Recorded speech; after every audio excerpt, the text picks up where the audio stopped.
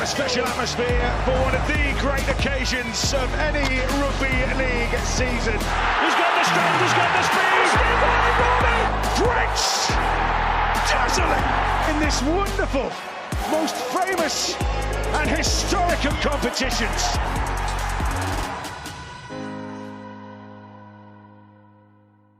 Well, good evening. Welcome to Game Day Live on the Sportsman. The third round of the Betfred Challenge Cup brings us up to Cumbria for Workington Town against St Helens. Alongside me for this one, Kyle Amor. Kyle, firstly, you obviously know this part of the world very well.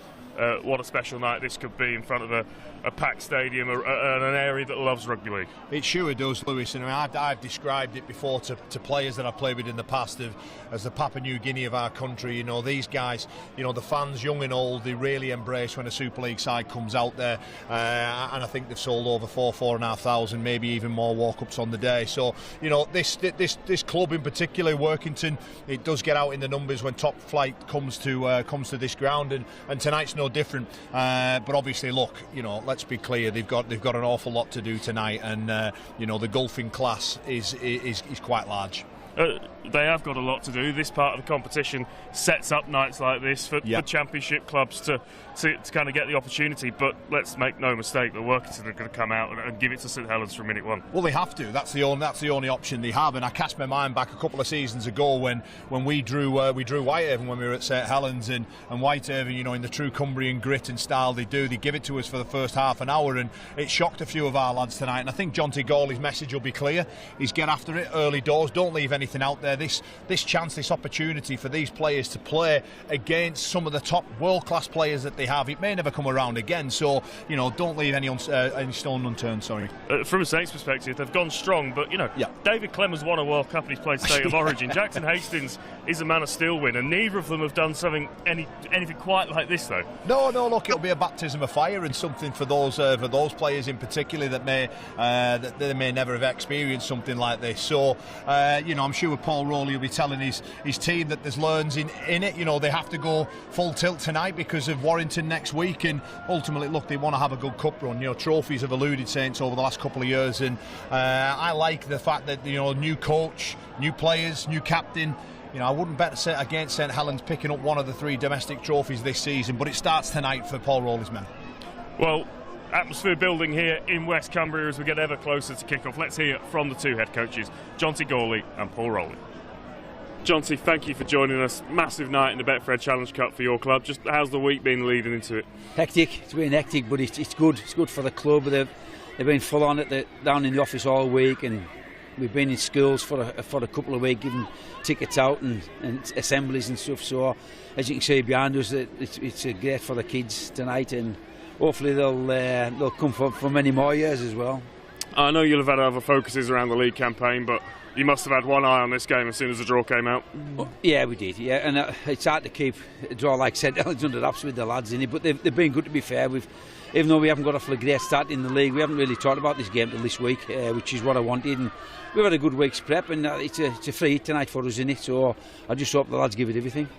Friday night, crowd will be right on top of it. It's a little bit chilly, plenty of wind. You could make this place an uncomfortable place for St Helens to be, can't you? Yeah, we've got to make it as hard for them as possible. That's by completing eye and being really good in day. So more we get through our sets, better it'll be. But I know we'll have our work cut out, but I'm sure the lads will give it their best shot.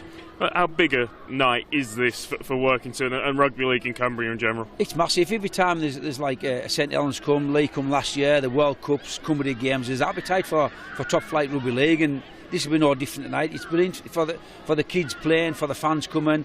A lot of St Helens fans in West Cumbria, so they'll come in as well. It's just an all-round great occasion for us. What will the last message be to your players before they walk out? Enjoy it. Just enjoy the occasion. Don't let it pass you, and just enjoy it. Well, enjoy it yourself. Good luck. Thank you. Rolls, good to have you with us back on the Sportsman. Slightly different role tonight. You've gone really strong, obviously, with your team. Just a sign of respect to Workington and the competition. Exactly that. I think you've got to respect the opposition first and foremost. We learned that in sport. Secondly, the competition. Yeah, like you say, it's the first step of a journey that we want to progress on and get to the end destination, really. So them 2 things. Plus, obviously, we're still in prep for what's going to be a really big season ahead, and you know, it's a part of that preparation too. You've probably got a few players in your team who've done a lot in rugby league, but maybe not experienced a night like this. How important is professionalism going to be tonight in terms of getting the job done? Yeah, it's a test of character. Obviously, coming up, and it's the coach has been battered with rain all the way up. But fair enough. It's the pitch is in great condition, and we can have no complaints. It's a good playing surface, and like I said before, it's a test of character, a test of professionalism, and test of consistency as well in how we go about our business. So, we need to keep it simple and get the job done. Obviously, early on in the season, you've got combinations still building, things that you want to get right. You've also got a job to do tonight. How much is there a balance of sort of using this to build those combinations, but also making sure you get a result? Absolutely, I think. The two things come hand in hand. If we get our combinations right, then the result looks after itself. But I just think, like you touched on, then it's all about attitude and that's showing the right character and respect for our opposition, and the rest will just happen. Obviously, your first competitive game in charge. Do you think you'll learn a lot from tonight? Ultimately, it's about getting through to the next round. I think in terms of tonight, we'd like to just get through safely, fit, and well. You always learn. Every week you learn, and like I said before, the logistical challenges are coming over to Workington. In itself, we'll learn about how we prepare, and what the lads are like in terms of prep and professionalism. So there's always lessons, and tonight will be no different. So we've got the utmost respect for Workington, and tonight's going to be a good occasion. Well, best of luck. Thank you.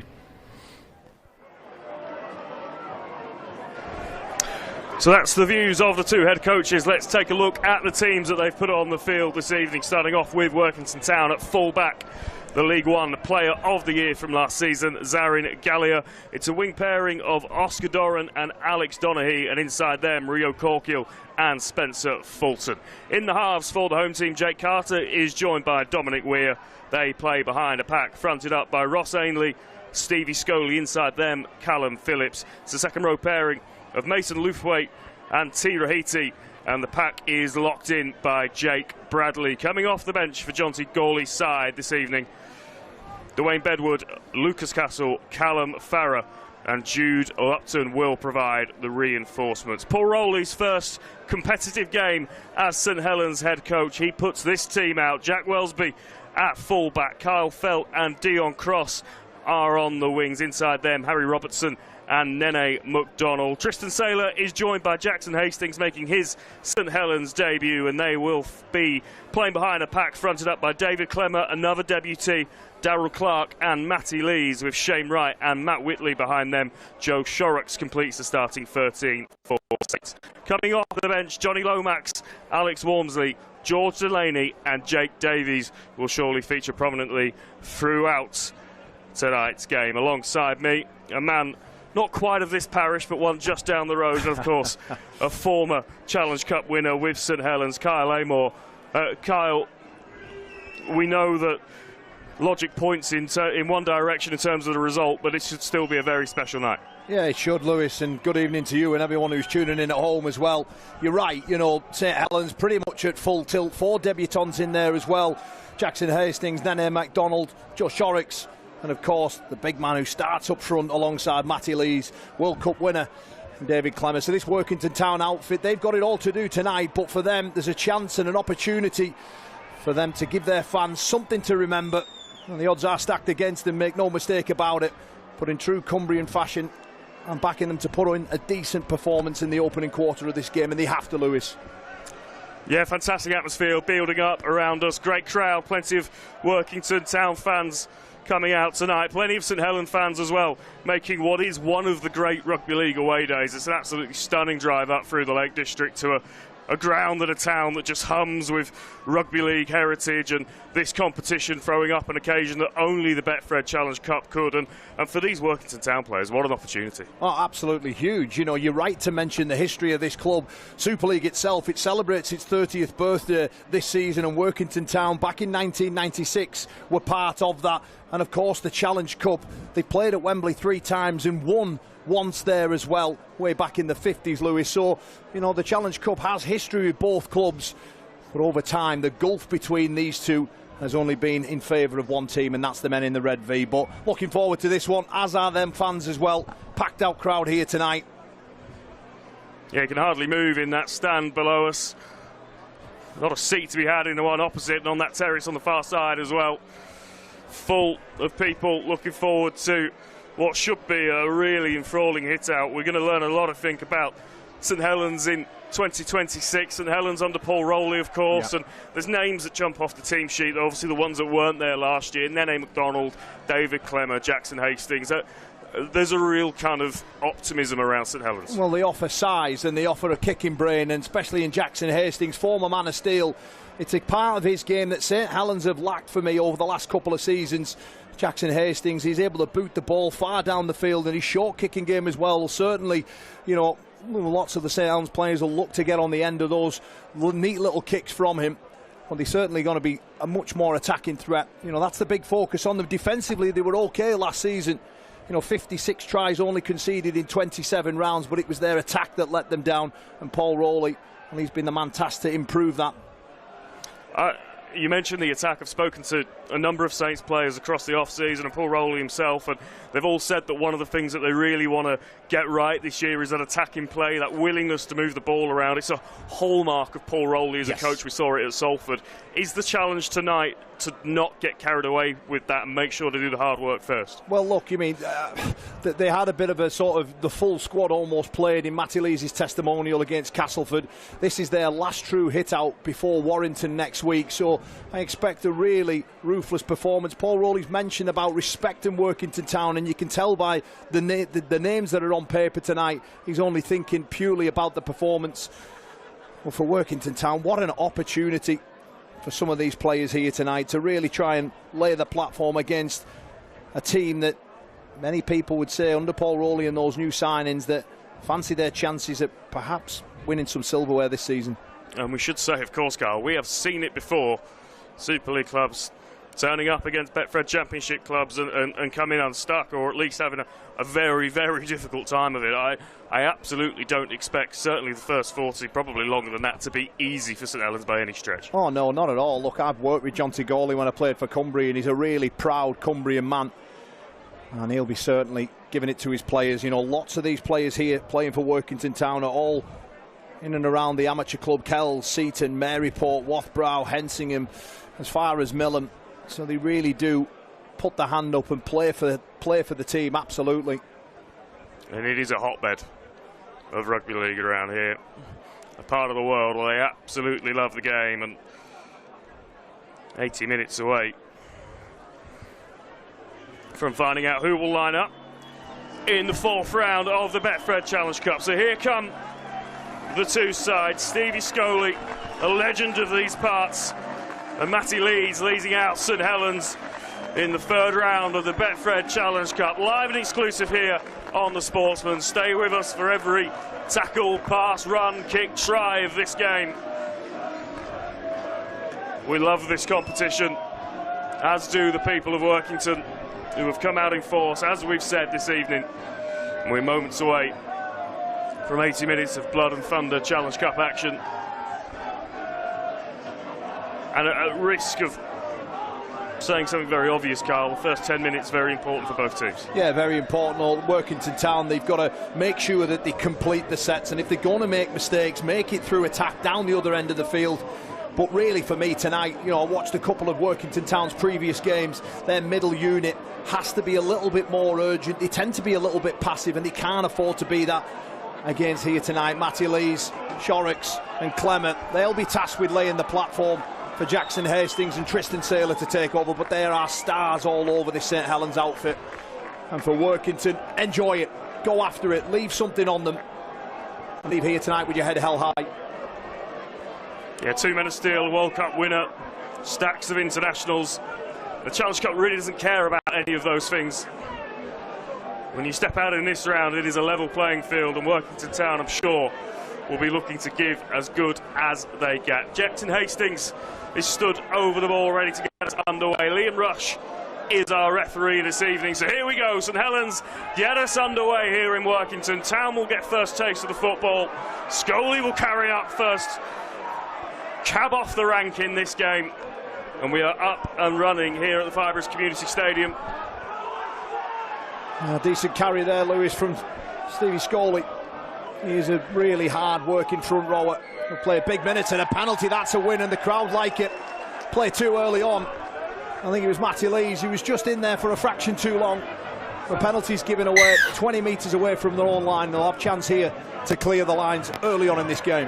Well, John Tagorley talked about making this as uncomfortable and as difficult for St Helens as possible, and well, penalties like that, and the more the crowd get into this game, Off the ball, this will become, wait, go on. can become a very unpleasant place to play rugby leagues on away side. So Scully runs into Shorrocks, up over halfway, Workington into St Helens real estate for the first time this evening. Short drop-off ball to Jake Bradley, who makes it up towards the 40. He'll play the ball dead centre, options on both sides of the ruck. Ainley will play the ball. Callum Phillips at dummy half brings us out to the left-hand side. Off the ball, Shane, 5. Phillips, a former Scotland international, one of the few international players in this Workington team. There's some experience in there, a little chip over the top for Wellesby to deal with, his first involvement of the evening, and restricted in the metres that he can make. I think Workington Town will be very happy with that as a first set. Yeah, they sure will, Lewis. There was nothing flash about it, just hard direct carries in between the scrum lines, and then Carter taking over with a little short kick there, just trying to chap Wellesby into the corners. He gets his hands on the ball now. Here comes Nene MacDonald. Well, there is that first glimpse of that willingness to attack from anywhere on the field that St Helens have spoken about. MacDonald plays the ball to cross. Wellesby crabs along the line, now finds Saylor. They go from coast to coast, but Workington sticking with them in defence is Harry Robertson, one of the young bright things, and almost breaks his way through. Clark, Hastings switches from one side of the ruck to the other and then puts that ball high into the sky. Saylor's gone after it but can't bring it in cleanly, and we're going to come back for the knock-on. Tristan Saylor there, just competing. The left-sided winger of Workington Town. He just knocks it forward, off the full-back. Kalia. Workington Town will be happy with that. Here's Aaron Gillier, joint Betfred League One player of the year, obviously making a step up into the Championship this season with that league merging, and I'm sure a player who will be relishing the opportunity to show what he can do tonight. So Saints in defence again, and they'll be wanting to avoid the mistake of the first set of the game where they gave away a penalty just a couple of tackles in. So far, a more controlled defensive set from the away side. Scully brings us out to the right-hand side. It's Workington Town's turn to try and shift the ball towards an edge. Up over the 30-metre mark they come, and then an offload away, and Scully goes again, already getting through plenty of work. Ross Ainley just spinning out of Joe Shorrocks and allows that ball away. There's Jay Carter kicking from 40 metres his own end. He tries to split Keon Cross and Wellesby. Cross on the full and returns it back now with a bit of interest here, Lewis. So Cross finds Welby, and again immediately looking to shift the ball, but that is a forward pass from Jackson Hastings, and Workington Town have been given a platform here, Kyle. They have. They've given away a penalty on play 2 at the start of the game. Now they come up with a forward pass, and you can hear the Workington faithful from underneath us trying to get behind their side. Workington Town have a wonderful opportunity here, around 25-30 metres away from St Helens line, and the first real set of good ball coming up. We spoke before the game, saying that one of the pitfalls for St Helens tonight could be that desire to overplay, to try and do a little bit too much, and certainly there an unnecessary, not that there's ever a necessary forward pass, but certainly didn't need to take the risk. And now Scully will carry again, and big contact comes in from Clemmer. They'll come out to the right-hand side, up to the line they come. There are numbers if they can keep moving it. Oh, wonderful feed from Corkill. He steps back inside, and then they will get a penalty. And the universal call of 2 rings around Derwent Park. On the ball over the top from Dominic Weir, the former Kells man.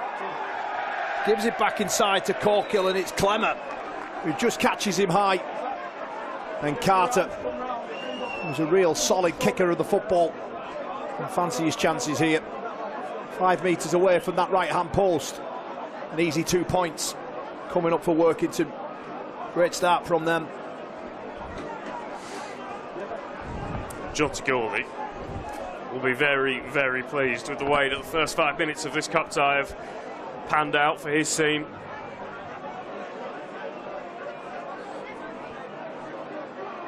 They have been welcomed downfield by St Helens. I don't think they can bank on that continuing for the rest of the 80 minutes, but they will lap up the opportunity for 2 points here. Yeah, I mean, it was Carter's kick that landed into Cross's arms on the full, who then plays it. They explore the left-hand side of the field, and Jackson Hastings, a bit of a sloppy pass to Nene MacDonald, you have to say, gives the field position. A couple of plays later, Carter, with that left boot, makes it 2-0. The crowd have just gone up around us as if that was a last-minute winner. And they're going to celebrate every little win tonight, aren't they? But that is a perfect start from a Workington perspective, in the lead after 6 minutes. And St Helens will just be wanting to settle down here, Carl. They haven't settled into this game. Not yet, no. Rio Corkill, former St Helens man himself, never really got the opportunity to play in the first team. Yeah, one first team appearance back in 2022, Corkill.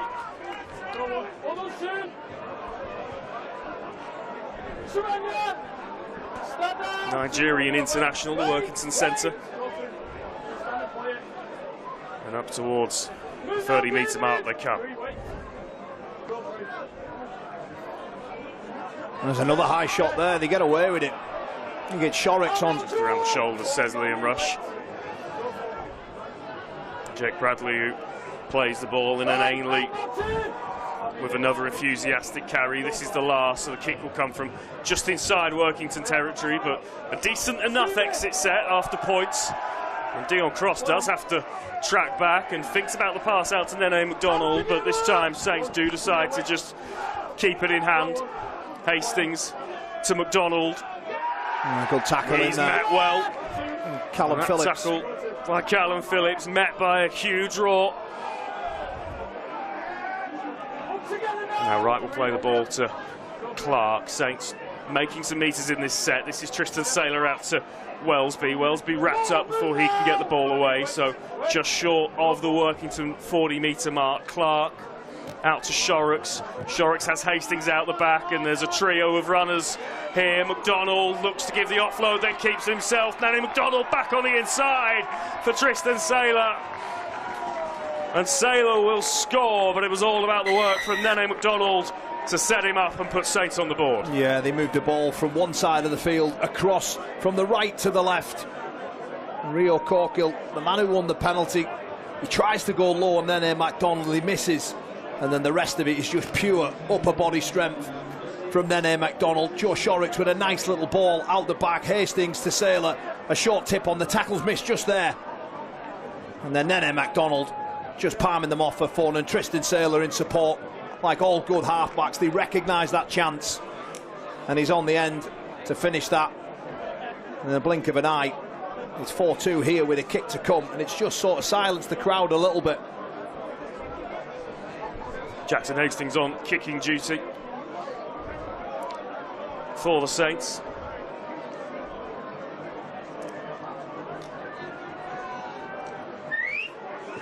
And he duly brushes over his first 2 points in the Red V, joining that exclusive club of players, of course, who have played on both sides of Billings Hill. I'm sure there are a few people reminding him of that 2020 Grand Final, Kyle, when he first put his boots in the locker room at Saints. You just see there, it's just poor right edge defence.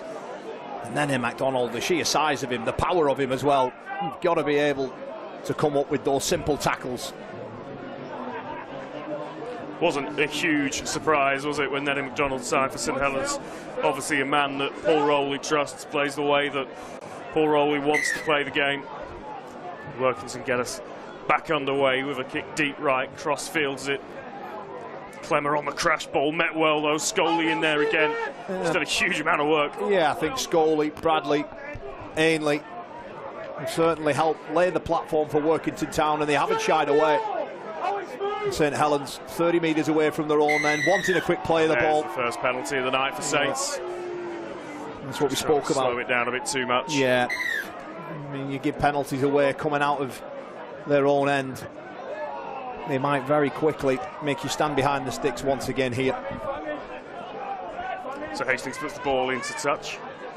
Wellesby gets us back underway to Whitley up over the 40. All of the shape is stacked to the right-hand side for St Helens, and that's the way that Clark brings it, keeps it to himself for the time being, then gives it to Hastings, and here's Tristan Saylor out to Robertson. Robertson takes on a couple of defenders, eventually brought down just short of the 20. Felt brings us out to the left. Clemmer now with the carry, bringing St Helens more into a central position. Clark, Hastings. Here comes Matty Lees, newly appointed St Helens captain, of course, in his testimonial season. Short ball. And I think the try is going to be given here. I mentioned a couple of players earlier, Lewis. Clemmer, who's forced his way over. That penalty given away, you just cannot afford, especially with the quality that's out there, you cannot afford to give away penalties so cheaply. And in the blink of an eye, Big Clemmer scores on debut for St Helens. The crash ball from Matty Lees, who threatened, and then Darryl Clark just takes a little step out. It's a short ball, and Steve Scully, Phillips, they cannot stop Clemmer. Difficult man to stop from that distance. It's the first carry, isn't it, from Lees? Finds his front, quick play the ball. Clemmer next up and crashes over the line, and after a shaky start from a St Helens perspective, the last 4 or 5 minutes they've just found their feet again. Yeah, look, obviously we spoke about it, Workington Town were always going to feed off this energy, and it was St Helens that provided them with the energy. Penalties and errors. Normal service resumed here tonight. So far 12 minutes gone, and Jackson Hastings will make it 12 points to 2, a 10-point gap now. Interesting for the first 13 minutes, and we should be careful to not read too much into this game for either side, but a lot of talk in pre-season about how this St Helens spine was going to look. There's obviously a lot of players in there. Johnny Lomax on the bench tonight. Yeah. Saylor and Hastings look to be playing same side of the ruck, very much a pairing rather than splitting either side, and working in tandem a lot tonight. Well, Paul Rowley's known for his attacking style, isn't it? And I suppose he's probably going to have to give the confidence to the players that if you make a mistake, then it's fine. You just defend it. And St Helens, I've no doubt about it, they will throw the ball around a bit more this season, and with that makes them incredibly threatening. Clemmer fresh from scoring. Next job is to carry that one off the back fence, which he duly obliges to, makes some decent progress, and then plays the ball to Clark. Clark out to Shorrocks, another one of Rowley's former charges at Salford, and that nearly came off for Workington. It was bouncing around. We're going to go back for a knock-on. Well, talking about a man who's played under Rowley, Joe Shorrocks, you know, sometimes he can be a little bit guilty of overplaying. I mean, the opportunity's on there, but he maybe just, if he had his time again, he reins that in. They get away with it. And again, obviously the loose forward has the faith and the trust from his head coach that if you can play from anywhere. Robertson. Oh, beautiful. Now Carl Felt comes away up the right-hand side. 21 tries in 18 games last season, Carl Felt, which, when you consider that he spent a fair chunk of the season injured, is some return rate. There's many fans of St Helens who perhaps were a bit underwhelmed by Kyle Felt, but you read out those numbers and there's a chance here. Look forward. Whitley nearly through the gap, but the Workington defence just able to recover. Clark, who's been really busy, they'll come out to the left-hand side. Dion Cross could be in the corner, and he finishes it off. Just bumps off the defender. Donay. And Dion Cross dots down for 4 more points for St Helens. And again, it's that left edge that they've targeted. It is, yeah. Jack Wellesby just eyes up here. Look at all the shape in and around Hastings and Saylor. That ball looked a little bit flat. Perhaps forward the Workington Town fans may see, but Wellesby skips past and supplies Dion Cross. Really, there was a covering tackle coming in from Galea, and he couldn't do anything there. Dion Cross too strong that close out. It's another try for St Helens, Lewis.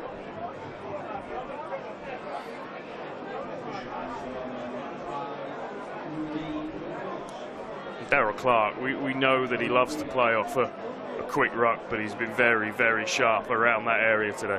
Yeah, well, these new interpretations of the ruck when the tackle's complete will certainly help Darryl Clark and the rest of the hookers in the competition,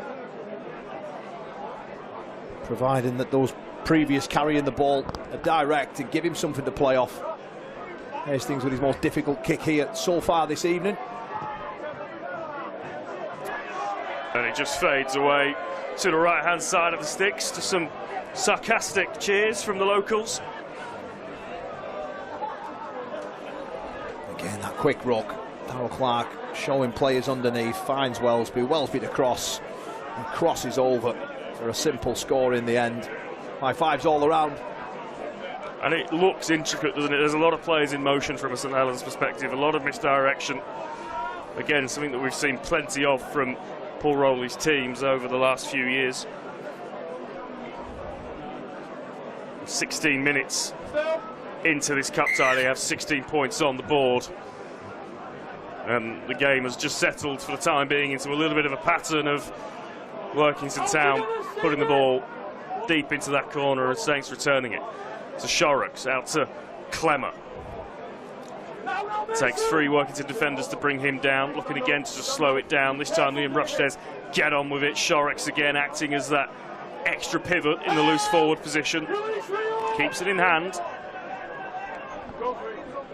We're in there making the tackle. Jackson Hastings up to the line. Here's Mena McDonald and crosses away again on this left-hand side. Ball back inside to Hastings.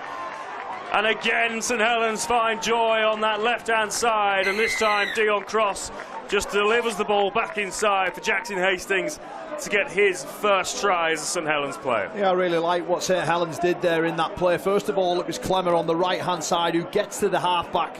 And then Joe Shorrocks, he finds Dominic Weir, ties up the half-back. It means big men either have to travel round or they don't perhaps get there in time. And then they just expose with numbers. Soft, short pass. You can see there Dion Cross without anybody in front of him. The extra man's created there. And Hastings and Saylor in support. Hastings to Welsby. Introduces Nene McDonald.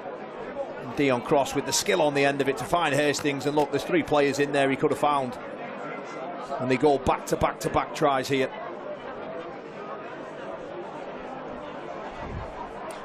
Well, a scintillating start from St Helens as Jackson Hastings looks to convert his own try. Don't forget, this is just the first part of a Betfred Challenge Cup doubleheader on the Sportsman this weekend. We'll be back in action at 3 o'clock tomorrow to bring you the Widnes Vikings against the Leeds Rhinos.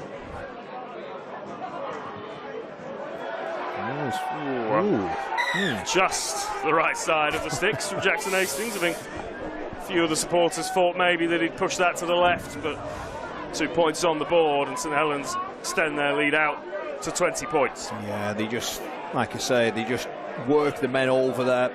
Dominic Weir tying up the half-back. They don't travel round in time. And it's just simple. Ball through hands, inside support. 22 points to 2. Just under a quarter of the game gone. So again, it's deep right with the kickoff. Welsby fields it. Matty Lee starts his carry in the car park, but met well, and that's a better response from Workington. Restricting the metres.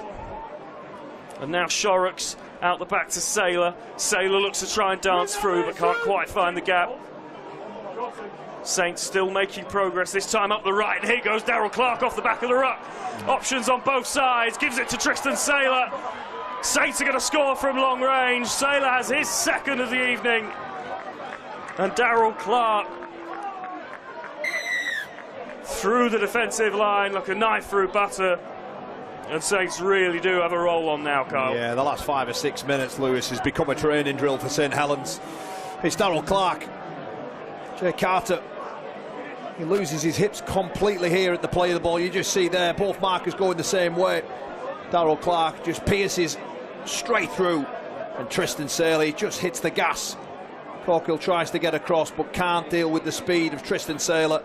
But it's wonderful work from Darryl Clark, who's looked sharp tonight. Saylor in support. I wonder how many he's going to finish with come the end of this evening. So Hastings with another conversion from straight in front.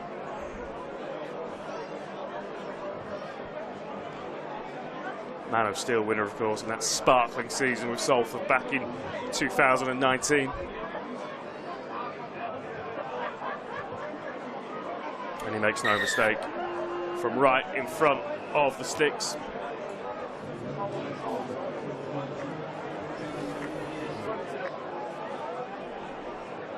And again, the numbers just pour through.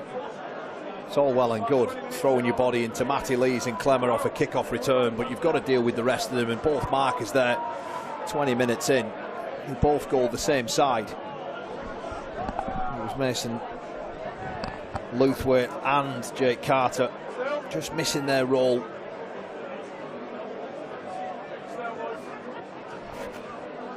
St Helens race away 28 points to 2, Lewis. Well, it's the same kick-off again, and this time it's Clemmer waiting in the wings to carry it back. Scully is there, as he has been consistently in this game. Clemmer not ball to the ground, so it is a quicker play the ball. Matty Lees now with a strong carry. And it's a familiar pattern playing out in front of us. St Helens working both of those middle channels well, and then looking for an edge, and that is where they go again with Nene McDonald trying to brush off 3 Workington defenders. This time they stick to him. I really like what Joe Shorrocks is bringing to this St Helens team, just that ability to move the ball through the middle of the field, and they've got a chance here. Whitley trying to dance between players, he's still going. Eventually brought down McDonald now. Well, Workington will be desperate to just see out a set and get the ball back in their hands. They've not had it for so long in this game. Hastings will put this one into the sky. Gallia takes it well, and it's almost a sigh of relief around the stadium. Really smart take from the Workington fullback. They are just 10 metres away from their own line, and they've got a lot of work to do to get out of trouble. Yeah, they certainly have, but what's sort of pleased this Workington Town outfit is that they've been able to complete a set defensively. They haven't been able to do that for the last 4 sets, and that's why the scoreboard has raced away from them. They're finding meters hard here. They haven't seen the ball for a long, long time. It's Phillips onto Ainley, who just looks to get straight at Darryl Clark, tries to get a quick play of the ball. Tackle 5 coming. Carter needs to buy some land here, and it's straight into the arms of Wellesby, who's going to begin St Helens' set. Onto Whitley, over the halfway line and back in Workington's territory once more. So up to the 40 comes St Helens. Wellesby and Hastings in conference over the play the ball. It is Hastings out to McDonald. McDonald looks to throw a pass and then just keeps it in hand, looking for the offload.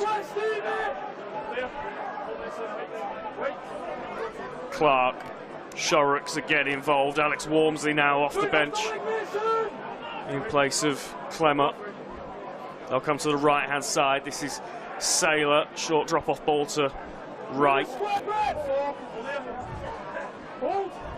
Right plays the ball to Wellesby, and now Clark brings us out to the left. Here goes Wormsley again, brought down by Scully. Quick play the ball though, and Clark brings it out, but there's no one there, so Whitley will just have to track back and look to clean it up. Gives it to McDonald. McDonald stabs a kick through.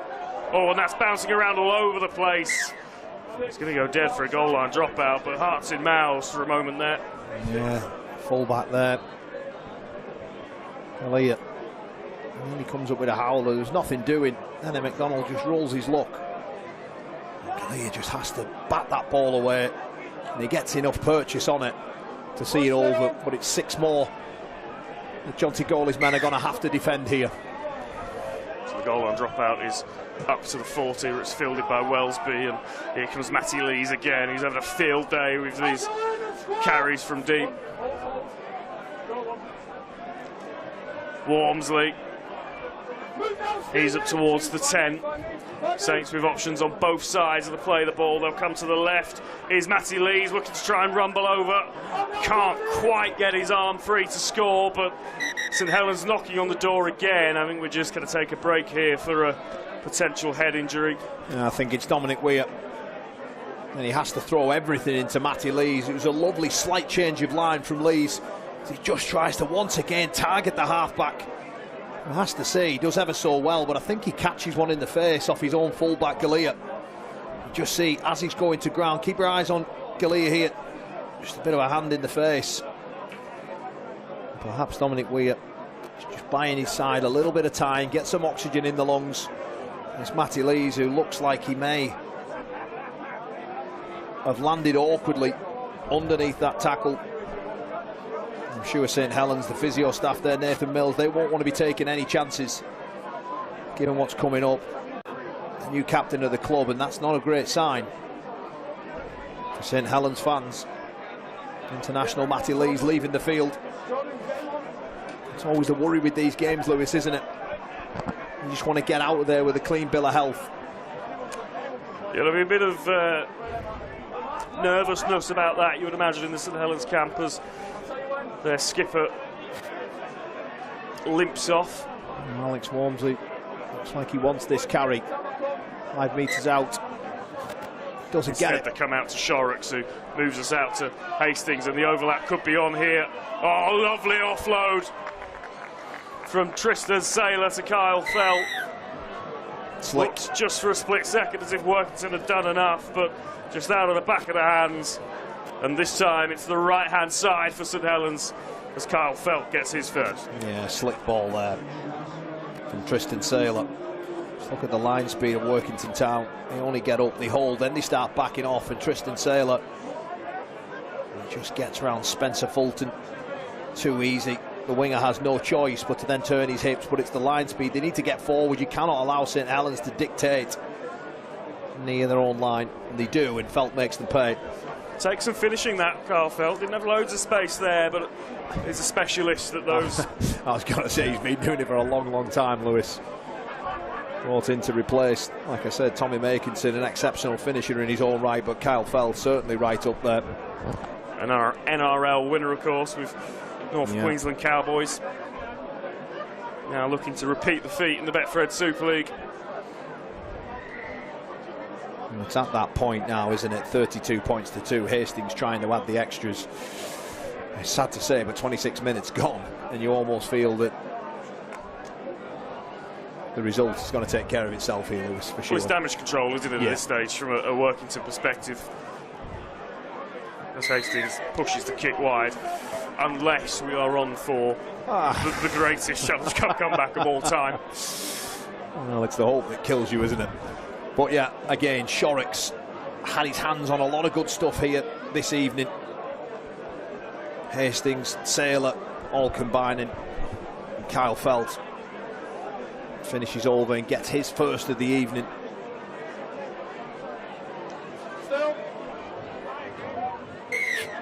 So back underway, and again it is that deep right kick.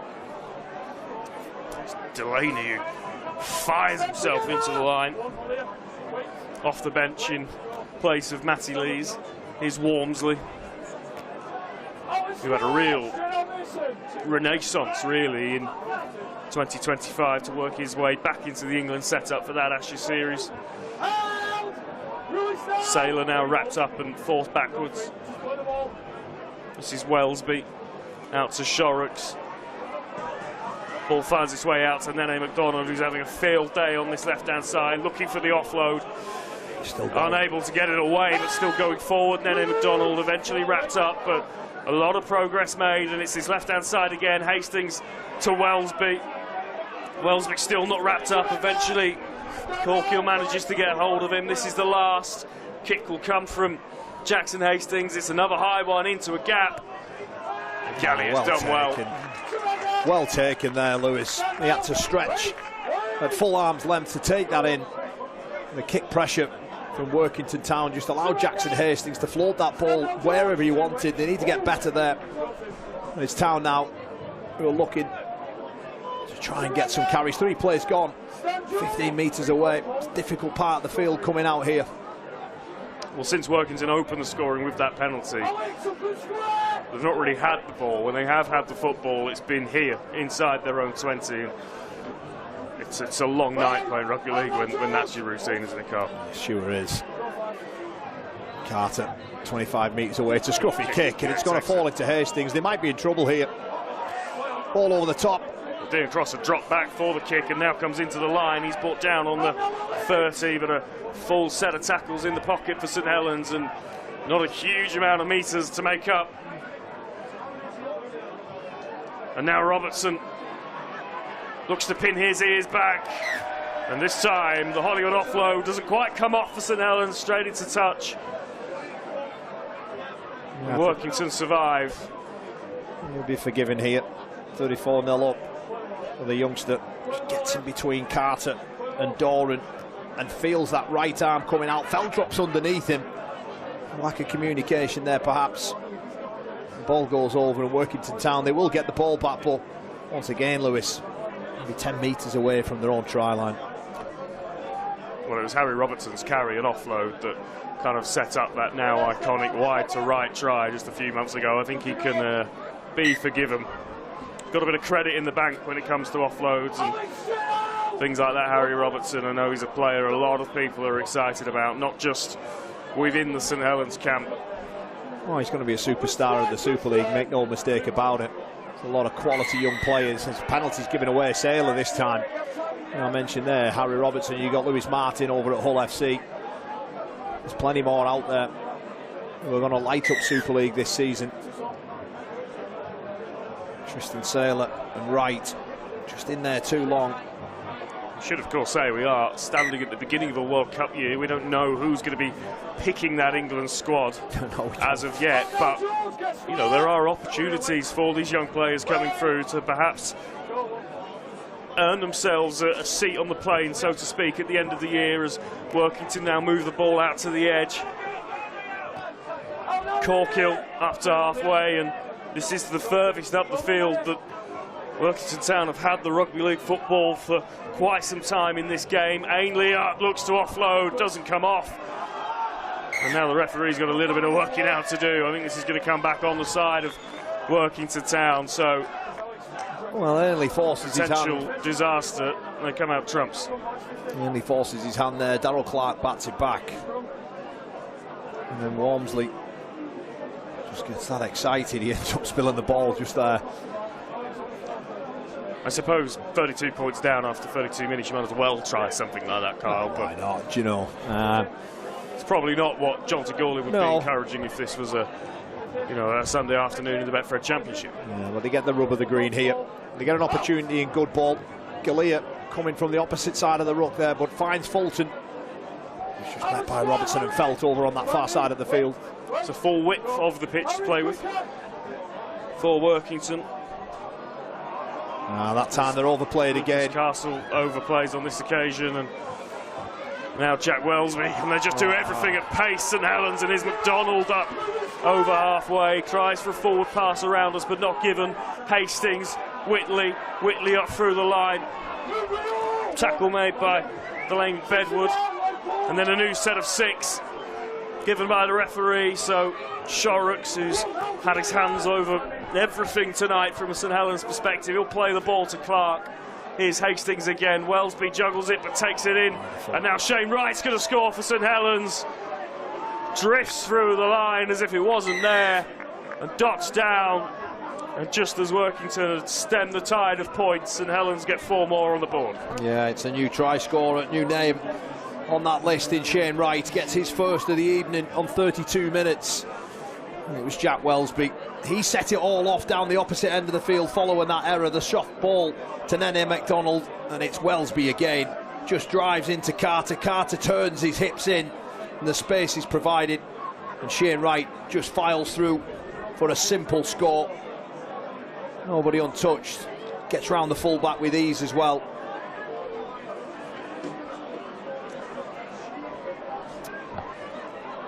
Just whilst we wait for Jackson Hastings to take this conversion, just an update from around the grounds. Hunslet 0, Huddersfield Giants 30, Sheffield 0, Warrington Wolves 10. Lock Lane, Hull KR is 0-0, as is Salford Hull FC, but they were later kickoffs. Well, one occasion that is for Lock Lane, by the way, playing the treble winners, as Hastings does knock over the 2.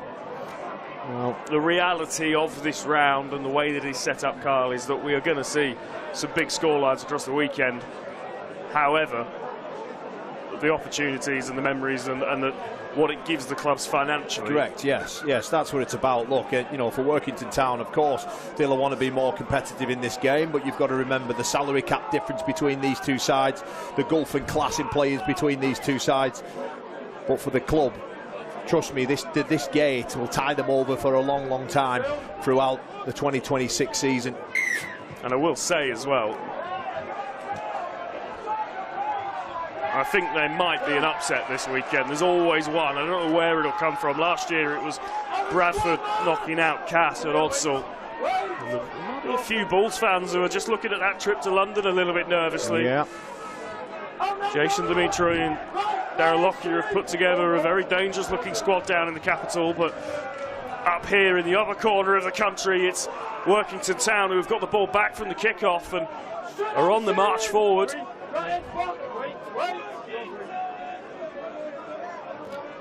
And now they'll look to move it over to the right-hand side. Kick comes in.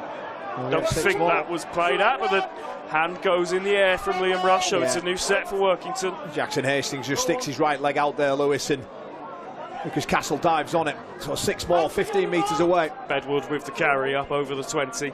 He'll play the ball, they'll come short side. And look to just break through that line.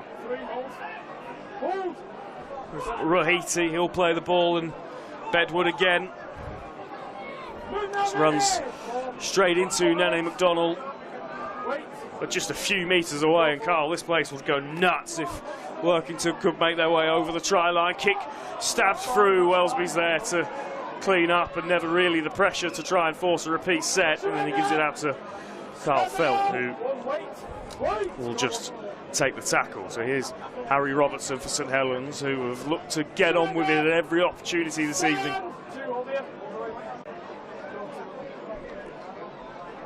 Hastings comes wide again, cross into the line. He's got Whitley outside him, but he's just going to go himself, deal cross through the line. He's got the man in support. Hastings will just give it on to Tristan Saylor, who will race away for a hat-trick.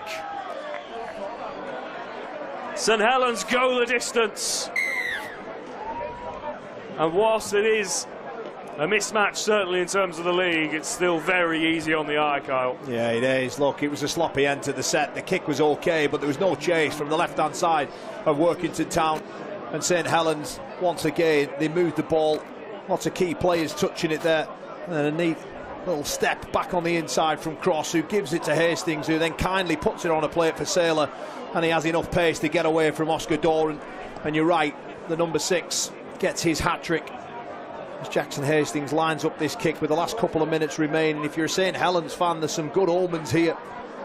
Every time a year ends in 6, well, not every time a year ends in 6.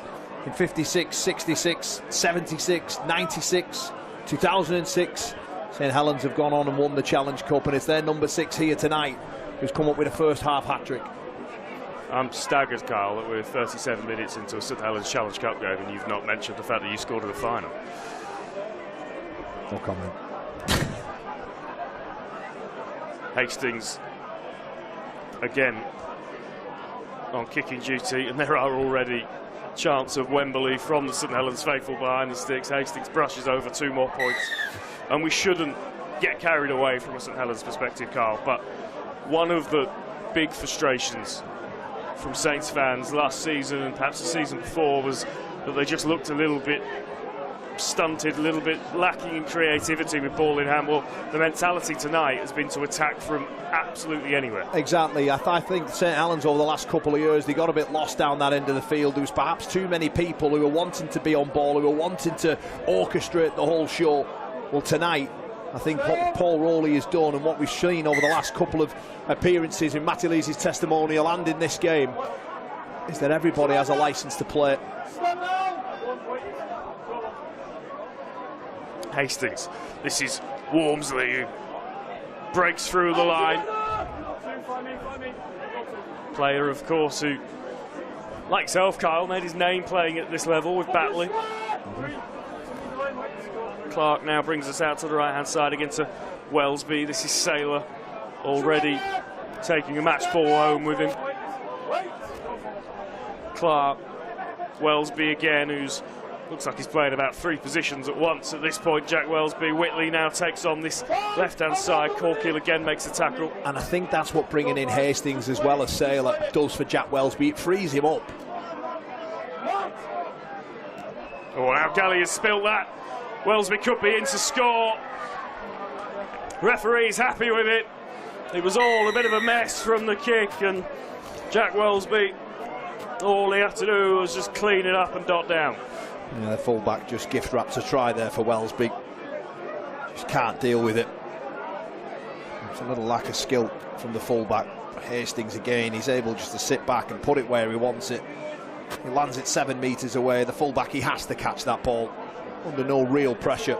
Well, he's dealt with. He has. He's dealt with harder kicks. Yeah, without doubt, Lewis. And on that one, it just lands over the top of his shoulder. Dion Cross put a bit of pressure on him, and then Wellesby just toes it forward and dots it down. And Saints hit the 50. And it has come at quite a rate of scoring from St Helens. Workington's big night in the Challenge Cup not going the way that they would have hoped and dreamed this evening. Certainly not a lack of commitment or application, but just it's a golfing class, Lewis, game's let's been be played honest. at a different speed, isn't it? Without doubt.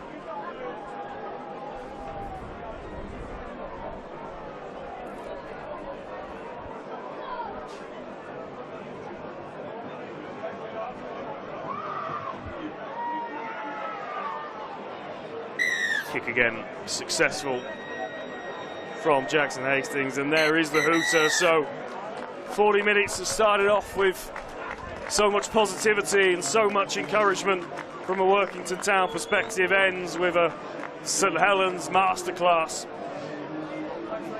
in the 3rd round of the Betfred Challenge Cup. Half a century up already, and lots of reasons for positivity from a Saints perspective. They've looked very, very sharp after a slightly rocky start, first 5-10 minutes, but after that it's been all one-way traffic. Maybe a rocky start, perhaps a little bit harsh, Lewis. You know, they give away a penalty and then they come up with an error.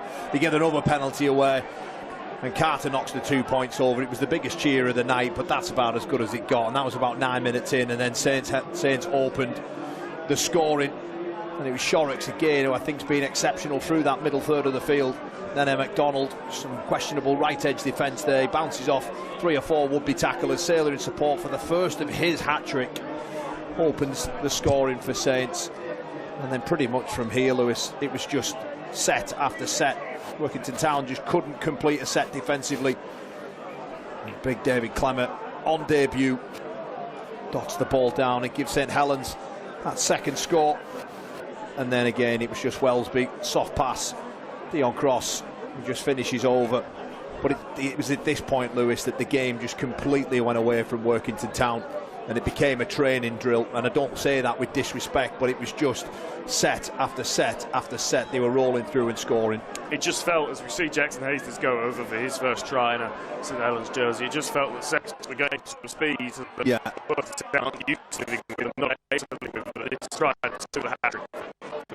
The crazy part is, look at how many of these are long-range tries as well. I actually don't think that St Helens have really needed to get out of second gear. They haven't. You know, there's been a couple of misreads in the Workington Town defence. Here's another example of one there. Fulton, he allows Saylor to go in and away on him. Now, look, Saylor's a world-class player, don't get me wrong. Well, there's been a couple of Workington Town players who perhaps when they watch it back again, soft short ball, Shane Wright going through without a glove laid on him. You've seen so many breaks from various points of the field, and here comes another one from deep inside. It's Dion Cross who just snaps hard off his left foot, beats the centre, back on the inside, and Jackson Hastings, and perhaps he didn't fancy opening them legs up and giving it to Saylor, and that was his hat-trick. And even when St Helens have looked to an edge, which they have done a lot during this game, especially this left-hand side, they've not really been going around the outside of Workington. It's a lot of those kind of cuts back inside, almost as if that inside push isn't quite there and it's just opening up gaps. Well, that's it, because all that inside work, Lewis, it's a choice. You know, Workington Town, they have to buy into the fact that they have to cover for the mate, and you know, there's a couple of one-on-one missed tackles there, but there's nothing coming underneath the ball to help out. And St Helens, you know, credit where credit's due, they racked up 50 points. You know, it doesn't matter who you play, it takes some doing. Yeah, 40 minutes played, 52 points scored for St Helens. We'll be back with the second half shortly, but we are, of course, just a week away from a brand new Betfred Super League campaign. There's a real excitement around the place at the minute. You know, it's no grey area that we're going to look to improve our attack. You know, I think that's been put out there. One of the big areas we wanted to focus on. You know, as long as keeping that defensive grit we've done over the past few years. Obviously, last couple of years haven't got to the final, but they've been up there and competitive. So I think they're pretty hungry to win something, which is exciting, and for myself as well, to come over here and make the most of it and do the jersey proud. You know, it's not an easy job defending like we do, and then on the back of that, we're going to have to back it up with some brilliant attacking players that we've been trying to work on. But it's like I said, it's exciting and it's something new. You know, it's a new feel around the place. You know, my 10th season now, and there's been some big changes. I mean, there's no risk for us involved. It's just a matter of whether we're on the day and we nail our skill. But we'll certainly be looking to score points. That's for sure. I know that's an obvious thing that every single person that you interview will say, but we'll be looking to attack from everywhere and play to our strengths, definitely.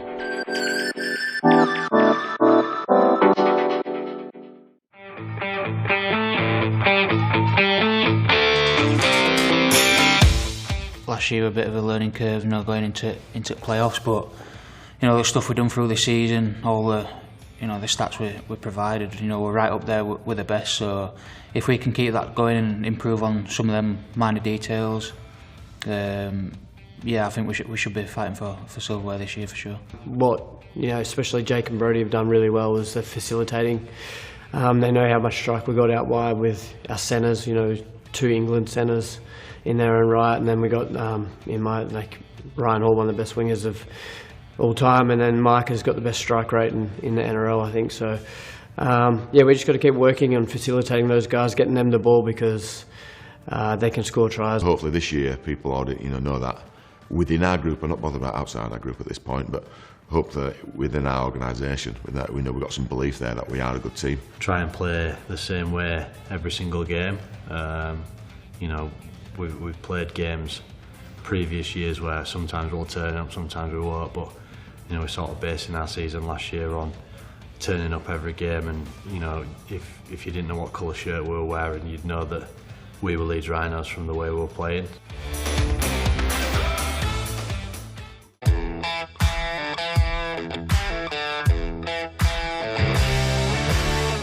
The reason why we're so consistent is just because of the boys. The boys are so tight-knit group, and I feel like a lot of people see that from the outside in, and it just makes you really want to go that extra mile for your brother at the side of you. When you step onto that field, it's a war, and you know, you need to know that that person either side of you is going to be coming to war with you. We've always had the opinion that we're a team that's going to contend, and I think it's taken us a long while to change the narrative of the public and the people looking from outside in, and it's you know, something that we've addressed, that we can't really be worried about what other people are thinking. As long as we believe what we're trying to achieve within our 4 walls, then you know, we're on the right path there. The last 3 years, you know, we've been there. Like, we've been close to getting to a grand final, and last year, you know, we fell short again. So there's a lot of confidence there and belief in what we're doing. So this year, I think, you know, we had some good signings, and I can see some good sign on the training pitch, so I'm pretty excited. We know how good we can be as a team, coaching staffs included. You know, we know how much belief we have in our team and to getting the job done. But you know, it's never easy. Every year, you know, different teams strengthen their teams, new signings. So we know a lot of people want to be coming for us.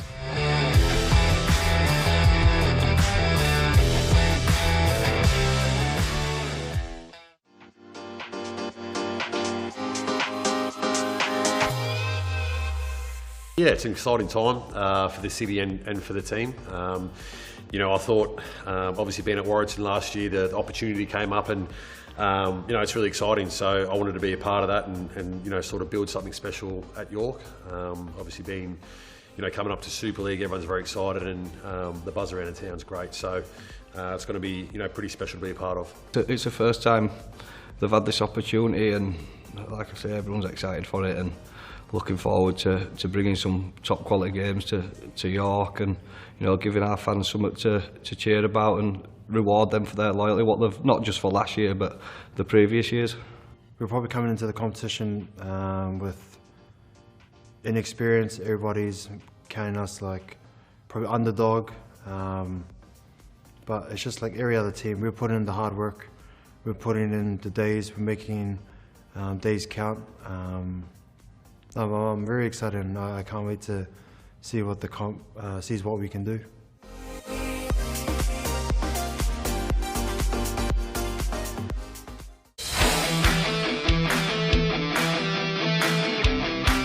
I think it's probably been building for a couple of years. We've been pretty close to silverware in the run-up to last year, and obviously didn't quite get over the line with that. And then obviously bringing in a couple of experienced players last off-season added a lot to us as a group. It's improving on our own standards.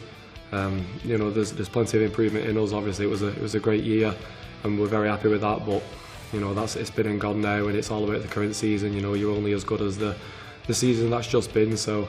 Yeah, I think a major thing for us is just improving what we can improve on and getting better as a team. Yeah, with the way things are heading, we're excited. We just got to keep that energy and that focus, and not try and just rest on our laurels from what we did well last year, and just keep trying to build and keep trying to be the best team. We're still hunting everybody else. We want to go and hunt the rest of the competition to win. When you get a taste of winning, I've said previously, it's addictive. It's you want that feeling again. So we're hunting that essentially, and if that means people are hunting us, then so be it.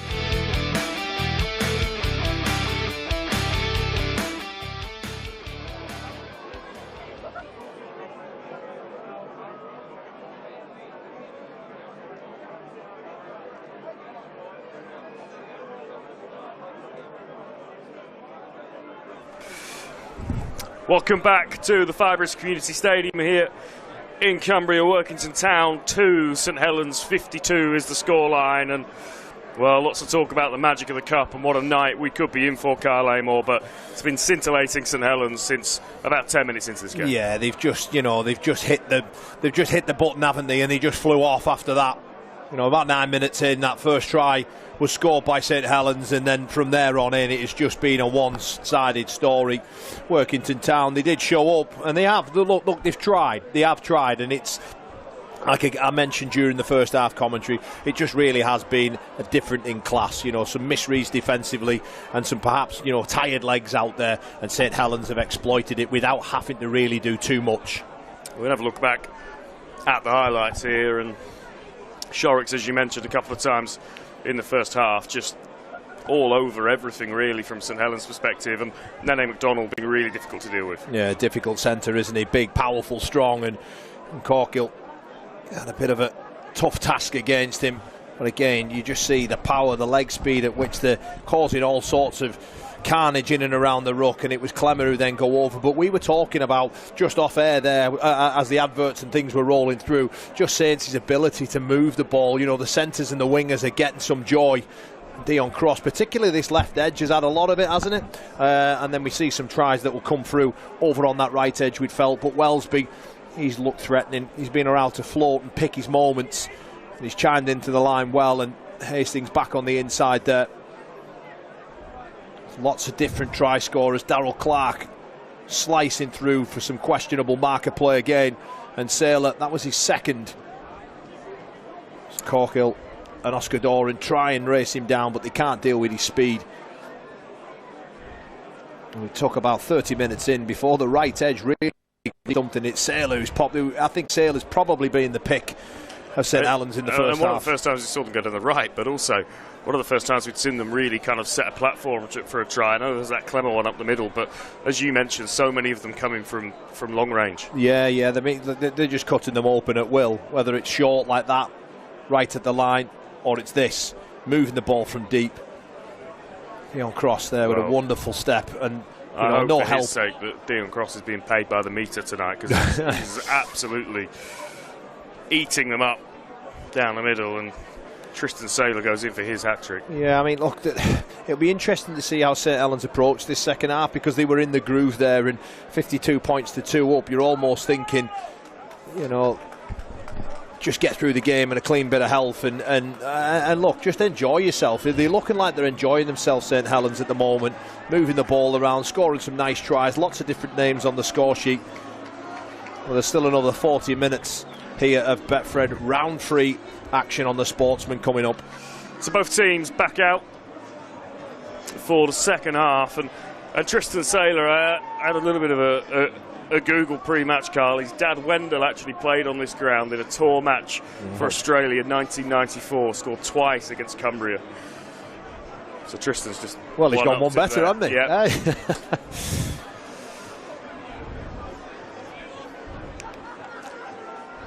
It probably is worth mentioning as well, Kyle.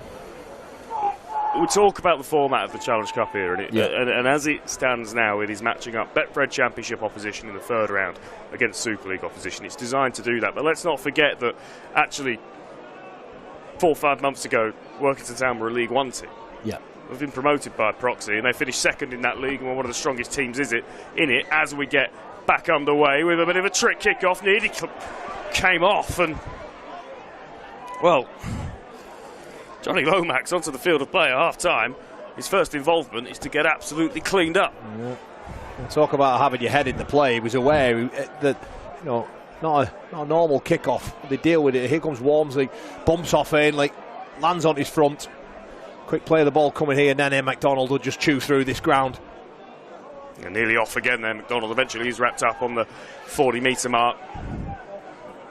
Perhaps just a bit of renewed aggression, although Alex Walmsley goes through the line there. I'd say that some of that line speed had picked up a little bit from a Workington perspective. They've got pride to play for here in front of a big crowd as MacDonald looks to go through again, puts an offload up over his head and up over the touchline. So Saints just overplaying it on that occasion, but they've obviously earned the licence to.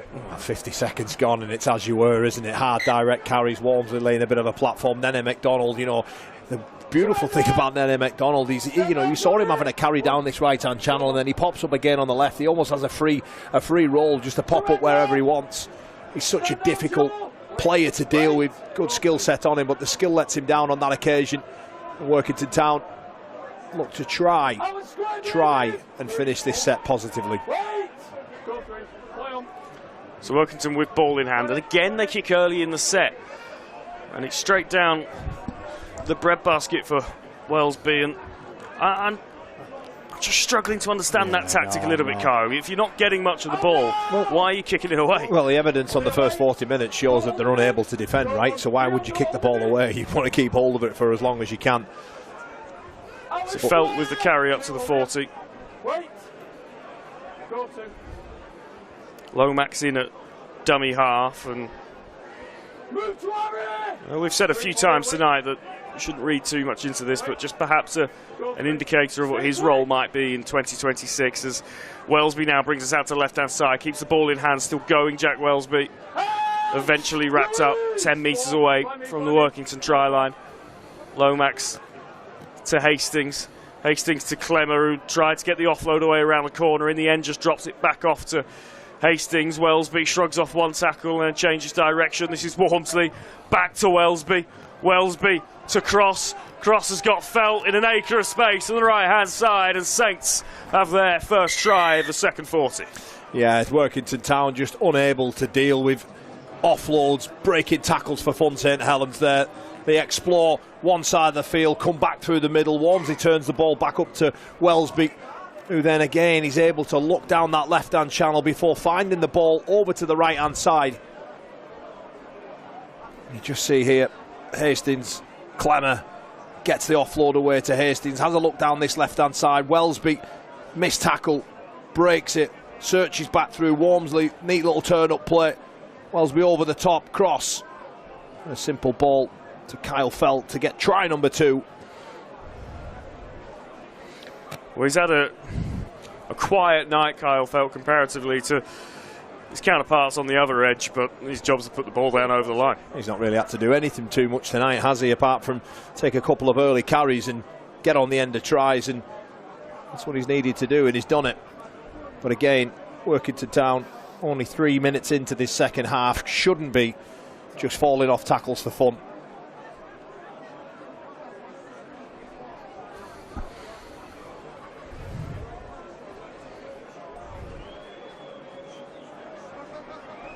So Jackson Hastings on his return to the English game on kicking duties, and this time he does make it from the sideline.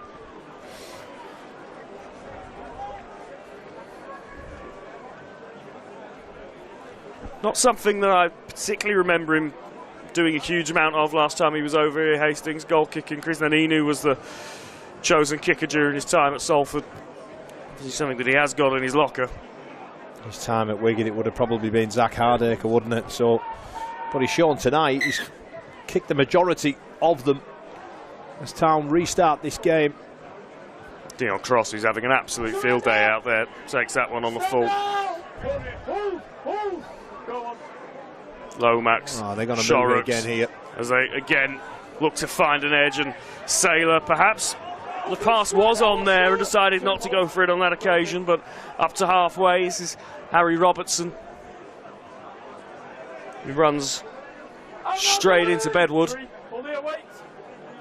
Play the ball pretty central. Shorrocks could be through himself, is still going. Shorrocks shrugs off another tackle. Makes a few bonus meters. That's what's going to open up for Joe Shorrocks when he's got big bodies like Clement, Lees, Walmsley. He does move the ball on that occasion. He holds on to it. An offload again from Walmsley. Wellesby searching and he goes through. Oh, there's the footwork from Wellesby, and now the numbers could be on this right-hand side again. Saylor. Oh, lovely hands from Harry Robertson. Kyle Felt now sniffing out a hat-trick, just a couple of metres short. Robertson. Saylor, could he help himself to a fourth? Oh, and he's put down by Shane Wright. Oh, I said it's gone back. I was expecting that, but yeah, back, says the referee. There was a hand in there, Lewis, but the left-hand edge, he's got to get them. There they go, over in the corner. And it's Matt Whitley who touches down on the left-hand side, and, well, when it's not going your way, it's just not going your way, and it is not going Workington Town's way tonight. No, the referee saw a hand in there. Difficult from our viewpoint to see exactly what went on, but it was a 6 again call, so I can only assume that there was a hand from the left edge of Workington Town, and they moved the ball straight over to the other side and stripped them on that edge as well. Saylor, you see here, is deemed to have a hand on that. 6 against call. Wright throws the ball back into the middle of the field. Walmsley, Wellesby, Hastings, McDonald, and Whitley this time gets himself on the score sheet. So Hastings with the conversion attempt from the other edge. I don't think there's too much evidence there that Oscar Doran does touch that ball, but it matters not. Saints go in, and I've lost count of what try number that is, Lewis, if I'm honest. So update from around the grounds: Huns at 6, Huddersfield Giants 40, Sheffield Eagles 6, Warrington Wolves 16. So Drake Lindar's side are giving a good go of it against last year's beaten finalists. Lock Lane 0, Hull KR 36, and Salford 0, Hull FC 14. Hastings has put it high, but it's wide on this occasion.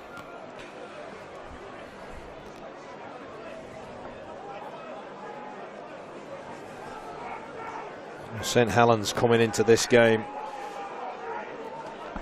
You just see, does Oscar Doran touch it? Perhaps he does on that angle.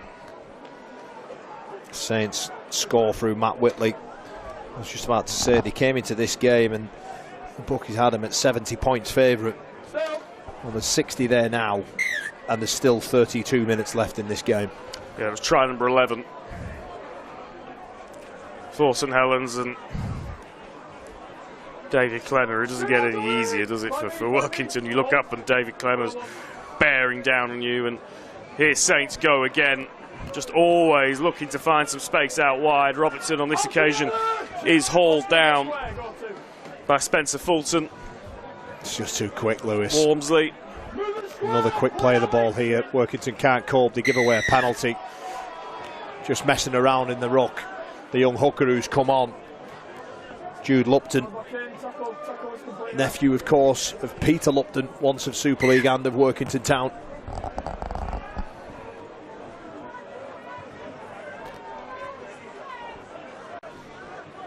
And Saints will begin this set once again inside Workington territory. So Shorrock's off to Clemmer. Clemmer gets the offload away, and Tristan Saylor's on his bike.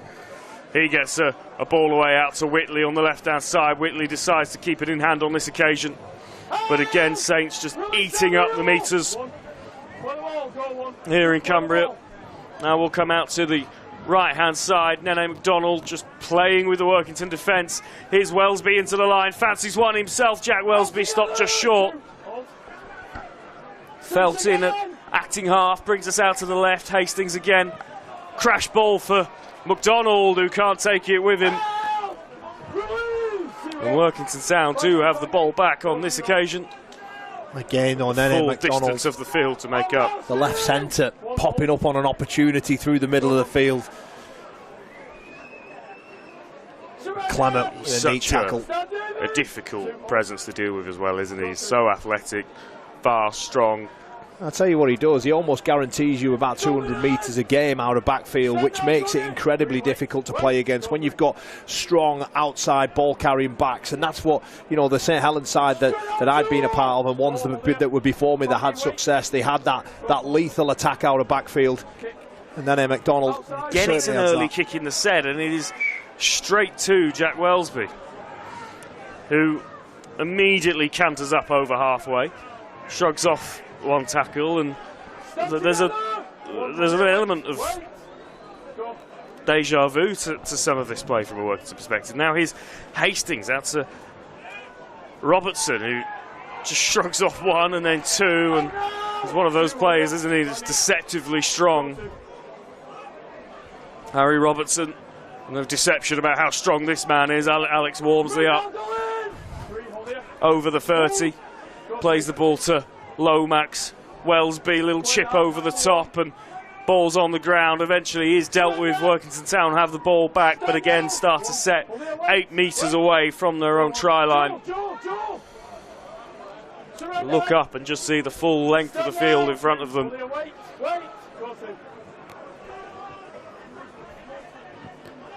Surrender!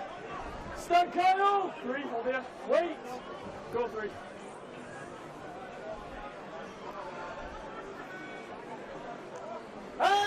And Workington being really limited in any progress that they can make.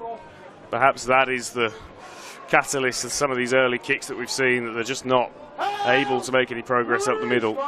This is the last, so they will get to the end of the set on this occasion.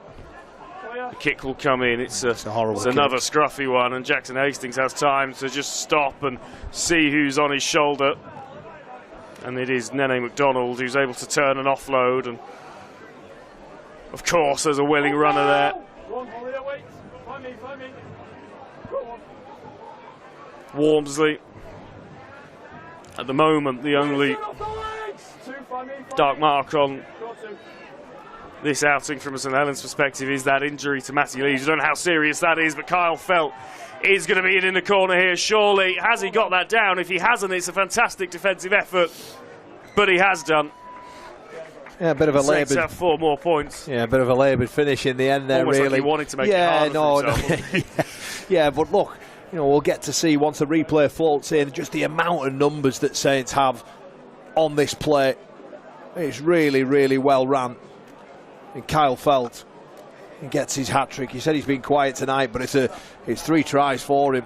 But just look here, Shorrocks with Delaney, Hastings, there's threatening change of angle there from right, and then Saylor with a simple catch and pass, and Kyle Felt could have made it easy for himself, but it matters not. He goes in for Saints' 12th.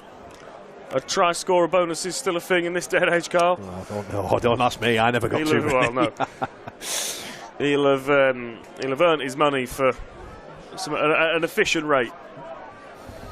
Kyle Felt tonight, if he is on a sweetener. Well, Hastings here with another conversion attempt. 20 metres out, 5 metres in. He's getting plenty of practice tonight, Lewis, it has to be said.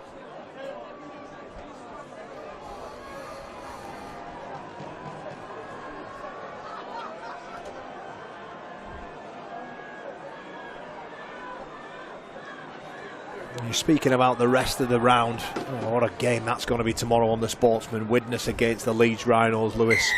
Certainly one to tune into. So much heritage, Widnes in this competition, of course. And Leeds Rhinos, who, well, their season ended in heartbreak at the hand of the Saints last season, but they'll certainly fancy themselves to be in and around the silverware at the end of the year, the progress that they continue to make under Brad Arthur. I think it's almost, you know, a lot of people talk about coaches under pressure. I think Brad Arthur has to deliver something in this season for me. He's had a number of seasons now there, hasn't he? So Keek deep again.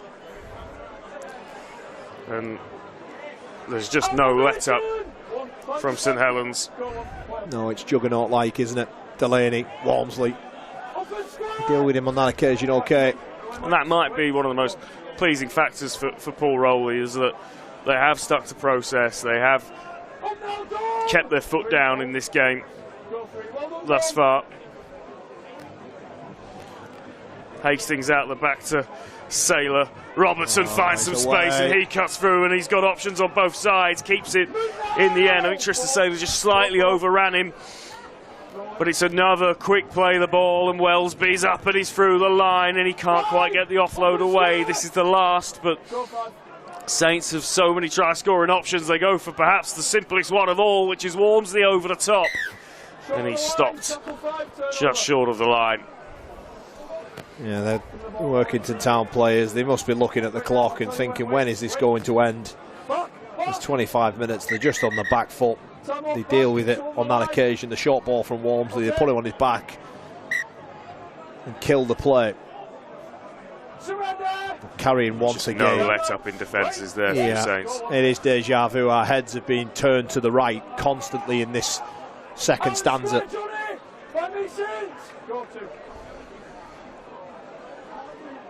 And this is perhaps the most metres we've seen Workington make out of yardage for quite a while in this game now. Well, every kick they've had, they've either kicked early, or every set they've either kicked early, or they've been restricted to 20-25 metres. Well, that penalty will help. Oh, yeah, there's a cheer from underneath us. Penalty given away for that challenge. And T. Royty.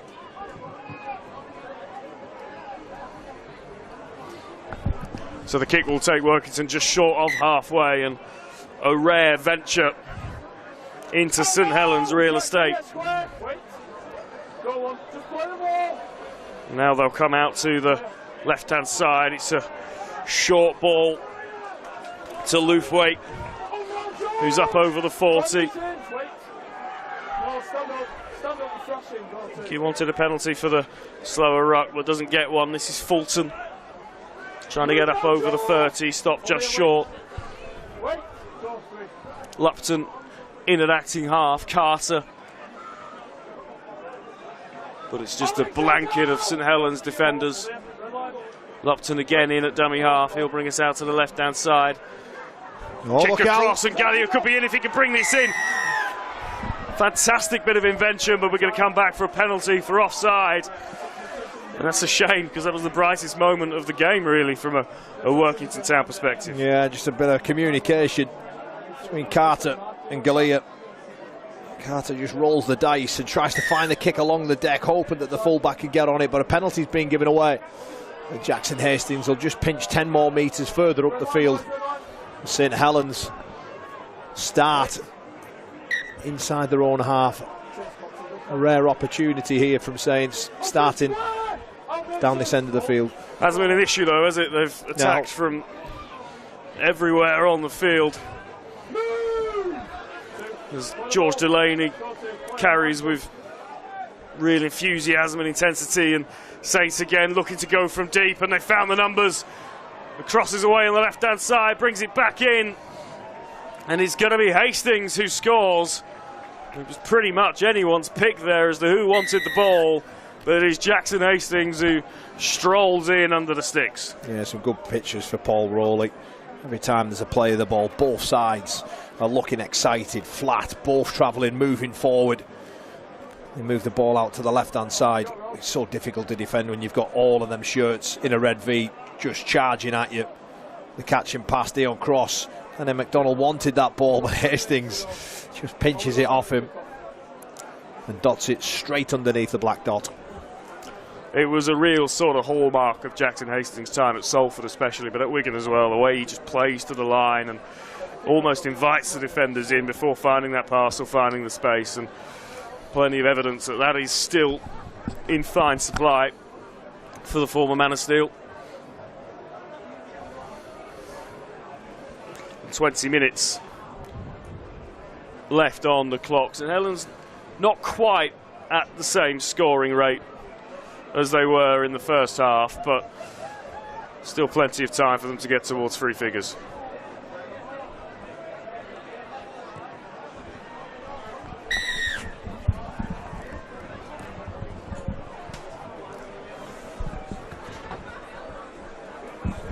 So Hastings converts his own try.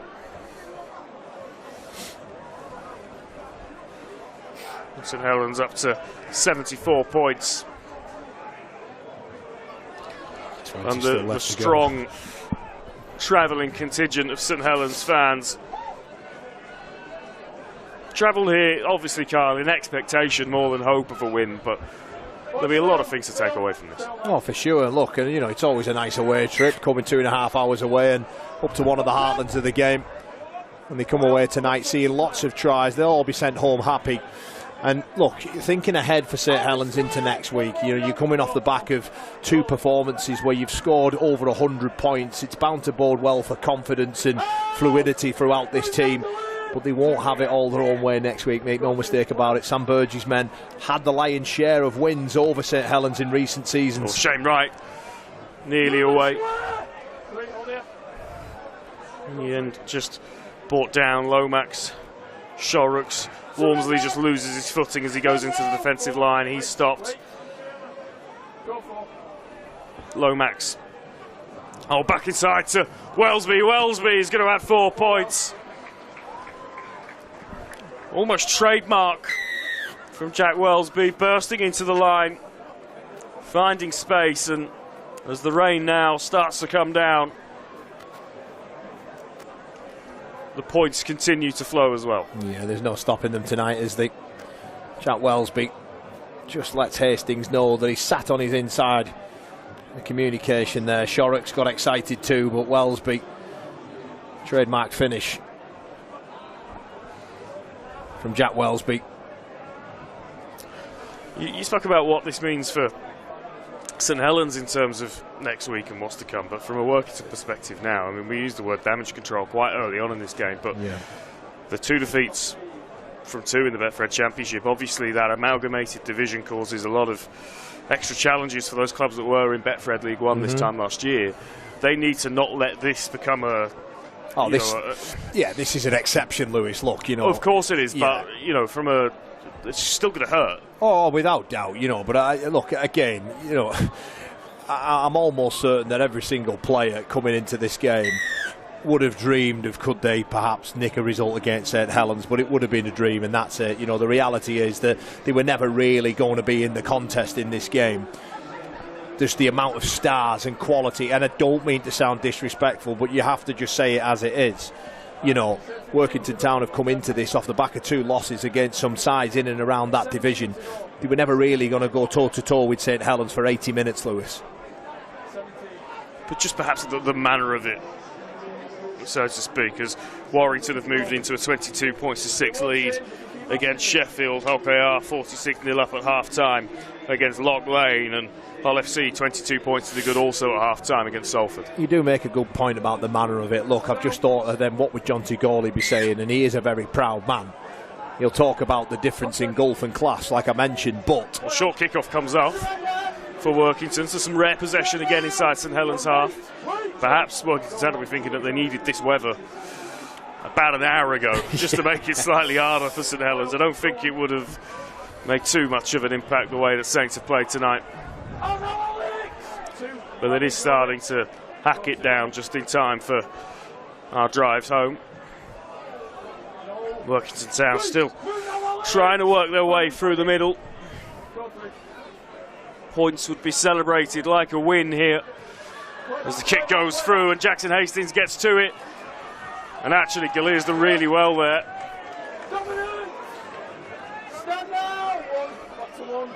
And I was just for a split second thought that Liam Rush wasn't going to reset the tackle counter. He has done. Definitely was played out a couple of times by Jackson Hastings. So Workington with a new set, still starting back on the 40, and meters have been in short supply for the home side this evening.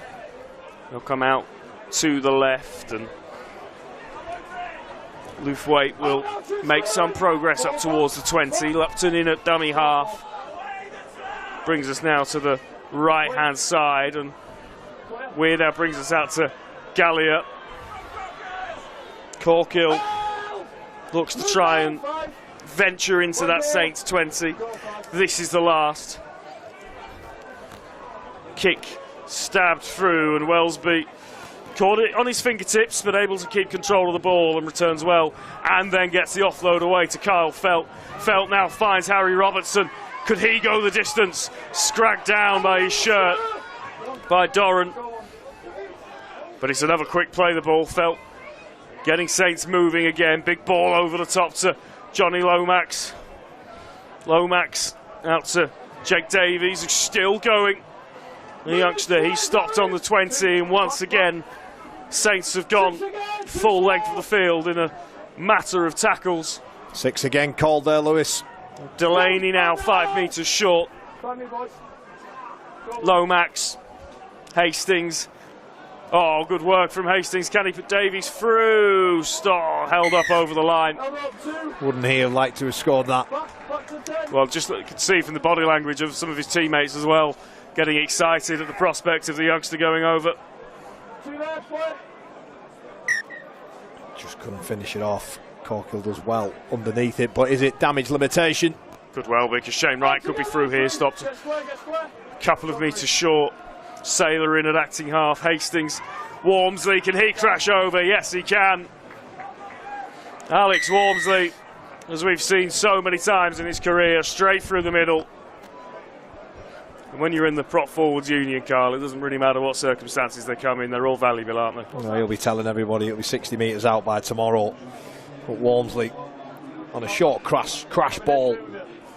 Sailor, Hastings, he just gets in between Farrell and Ainley. Ainley's frustration, he hits the floor, just gives up his inside shoulder.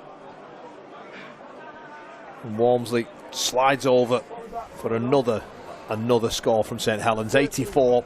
Jackson Hastings with the simplest of kicks tonight will make it 86. We could hit the 100 mark here, Lewis.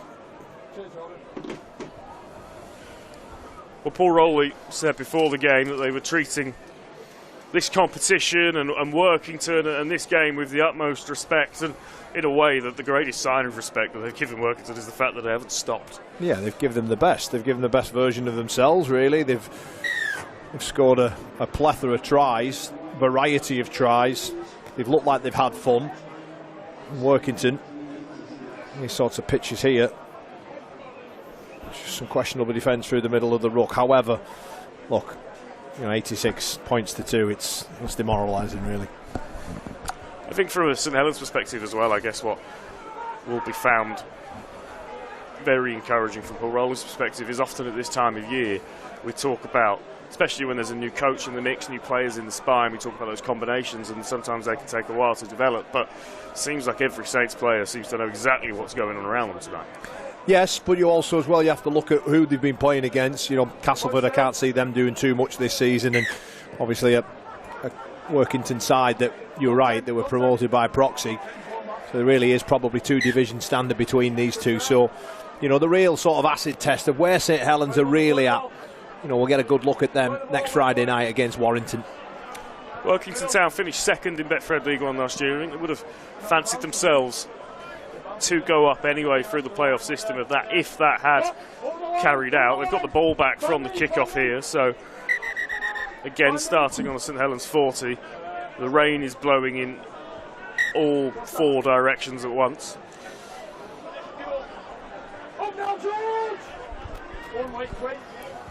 Lupton now brings us out to the right-hand side, but the pass is straight to Jackson Hastings, who looked as surprised as anyone to find the ball in his hands there. And perhaps it's those things that Jonty Gawley will find most frustrating. His side are always going to be up against it tonight, but I'm sure he'll feel that their execution at times could have been smarter. But this is really good ball movement again from St Helens. Dion Cross shrugs off a couple of defenders. Jackson Hastings there with a neat ball to Saylor to release, cross away. Lomax down this left-hand side, brought down 10 away. So Davies brings us out to the right. Shorrocks, who's been really impressive. Delaney goes through a huge hole in defence, and he gets in on the act. Yeah, it's that combination through the middle there defensively. Farrell and Ainley. Walmsley went through moments earlier. They don't learn the lesson, and this time it's Delaney who gets on the score sheet. Try number, what's that now, 14, 15? You just see MacDonald shows it to Shorrocks, just gets in between those two again. It's Lupton, I beg your pardon, and Farrell. And they're worrying signs, and Jonty Gawley, they'll be the ones that disappoint him. You know, they've come straight through you. We saw one with Shane Wright earlier on, towards the end of the first half. Walmsley goes through again. Wellesby's popped up on inside and not really had to do too much to score underneath the posts as they hit the 90 as we enter into the final 10 minutes of this game.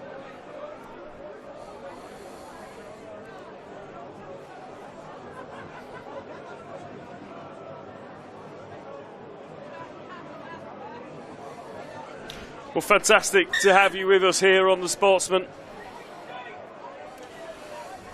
Betfred Challenge Cup action continues across the weekend, and as we've mentioned a couple of times, we're off to the DCBL Stadium tomorrow for the Widnes Vikings against the Leeds Rhinos. That's a 3 o'clock kickoff. Coverage starts at 2:45. Andrew Henderson will join me in Widnes for that one, and we will await the 4th round draw on Monday afternoon. But one thing is for certain, St Helens will be in it.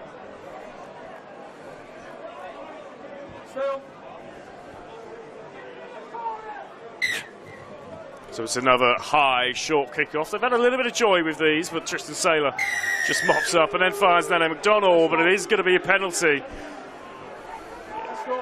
And the calls for 2 go up around us. Ah, don't you just love it?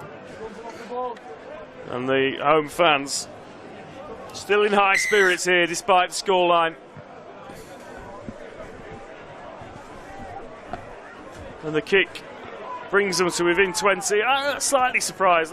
Maybe it's my naivety as someone who doesn't play the game, Carl, but if I was got a rare penalty in St Helens half, I'd be getting it as close to that corner flag as I could manage. Yeah. A chance for them to put a set move on here as they just dump Ainley into that scrum line on the right edge. Well, this is the closest that Workington have been.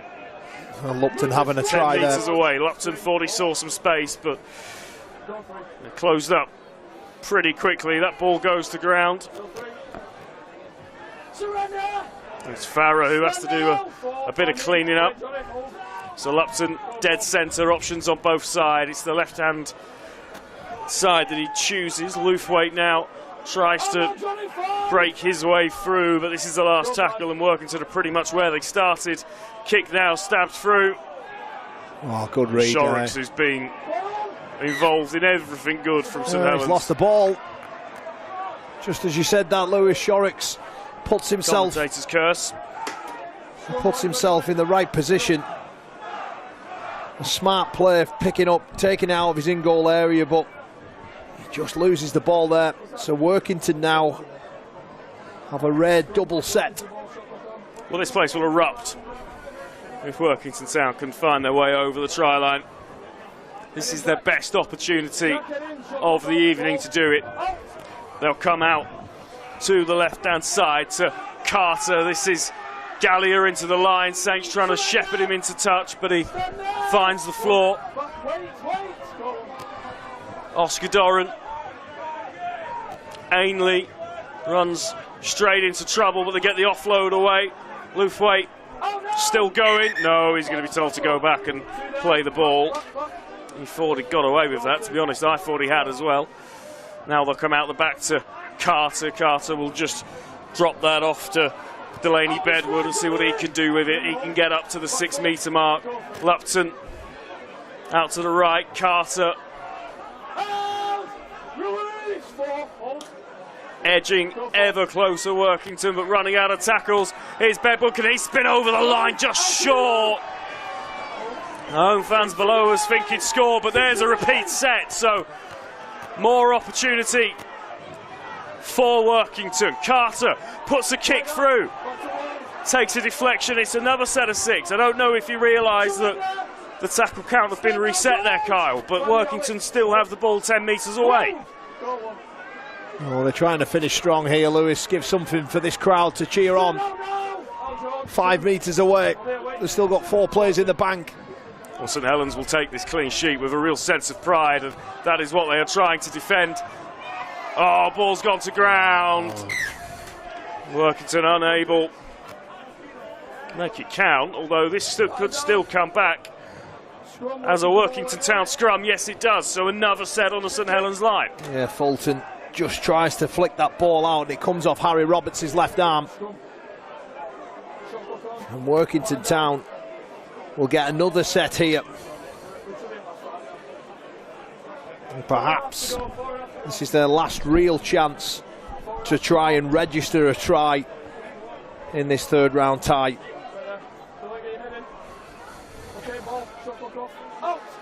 It's a dead centre with the scrum. Workington trying to get over for a try that would be celebrated like a winner here at Derwent Park. Bedwood was inches short just a minute ago, stopped just short again. Short ball, Ainley, can he spin out? No.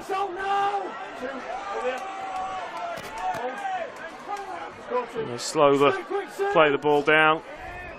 Out they come now to Jake Carter, who grabs one way or then the other. Shorrocks is after him. That ball goes to the ground. Workington keep hold of it, but Jackson Hastings now has it. That's going to be a penalty to Workington. Kyle, just as we take a breather, I'm going to ask you to start having a think about your Betfred player of the match. Penalty given away there, so it's Workington Town who are going to finish this game brightly. Taking away the scoreboard, of course. The last 6 or 7 minutes have belonged to the home team. That's a big shot. Goes in from Shorrocks. Goodness me. Just lined Corkhill up. And St Helens are not going down, accepting any sort of points. They're not going down at all, of course, but they are desperate to keep that clean sheet. Kyle Felt dives on that. It's going to be a goal line dropout, so Workington Town leaving it until the last 5 minutes and finding some repeat sets. In fact, it's a 20-metre tap, and here goes Nene McDonald, and I think he's out of the gate. Could go all the way, McDonald. Oh, brilliant offload. Robertson, will he score? Welsby gets hold of it. Welsby will score. And that, Kyle, is probably the night in a nutshell. St Helens go the distance, 100 metres, and finish with a flourish. Jack Welsby in again. Just a transition though, Lewis, from Kyle Felt. The kick was a decent kick from Carter. Felt takes it. 20-metre restart. Nene McDonald, who has been exceptional tonight, just races away, and a wonderful piece of skill there to find Harry Robertson, who steps back on the inside, get a little bit of luck off Carter's arm. It falls into the hands of Welsby, who just pushes off Galea and scores another St Helens try. Right, Carl, I know there's a lot of contenders, but come on, I've got to put you on the spot. Give me your Betfred player of the match. Yeah, well, for me, it has to go to the man who's got the most points out there, and it's the man who's about to strike the football. Jackson Hastings, if he kicks this goal, that'll be 38 points to his name. And St Helens' record is 40 by Paul Loughlin back in 1986 against Carlisle, a team from Cumbria. Jackson Hastings, he may not be aware it, but if he kicks this goal, he's 2 points away on his debut from equaling that record.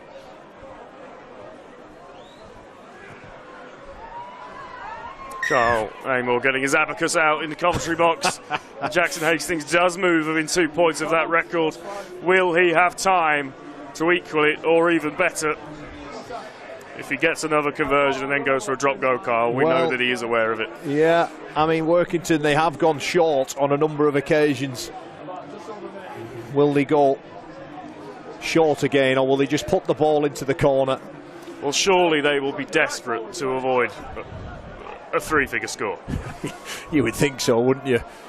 I mean, at what point in the conversation do they stand behind the sticks and say, let's not keep them under 100, or let's keep them under 100 rather, Lewis? No, they put the ball deep into the corner. Wellesby will collect, and Delaney will carry this ball hard and direct. And he has done that since coming on, hasn't he, Delaney? And we've not said his name a huge amount of times, but when he has carried, he's carried with real aggression. Well, coming on for Matty Lees. We don't know at this point if that injury to Matty Lees is a serious one or if it's just a precaution. There's a penalty which, well, Workington seldom need to give St Helens any kind of piggyback upfield, but they have done up to the 40-metre mark. Just a reminder, that clock that you see on the top left of your screen isn't the actual official one, so they might get a few more players in the bank here. St Helens, Lomax dumps it off to Walmsley, 25 metres away. Is there time for St Helens to get one more score on the board? Here's Lomax. There is the hooter, so this is the last play. Robertson shrugs off the defender, gets it out to Felt. Felt stabs a kick through, still going. That ball's going to go dead, so St Helens unable to finish with points, but they do finish the game with 98 of them already on the board, and we knew this was going to be hard work for Workington Town from the offset. Well, these are the pictures I love, Lewis. Yeah. These Cumbrian kids seeing the stars. I referenced it at the start of the game. It reminds me of almost Papua New Guinea of this country, but look at all the kids just delighted to see the stars of Super League out here in Cumbria, and it's special memories for them. Take away regardless of the result. These young kids, the next future, the next generation of the game, they remember nights like this, Lewis, trust me. I don't know how happy the St Helens kit man's going to be about this. There's shirts, boots, shorts all over the place out there,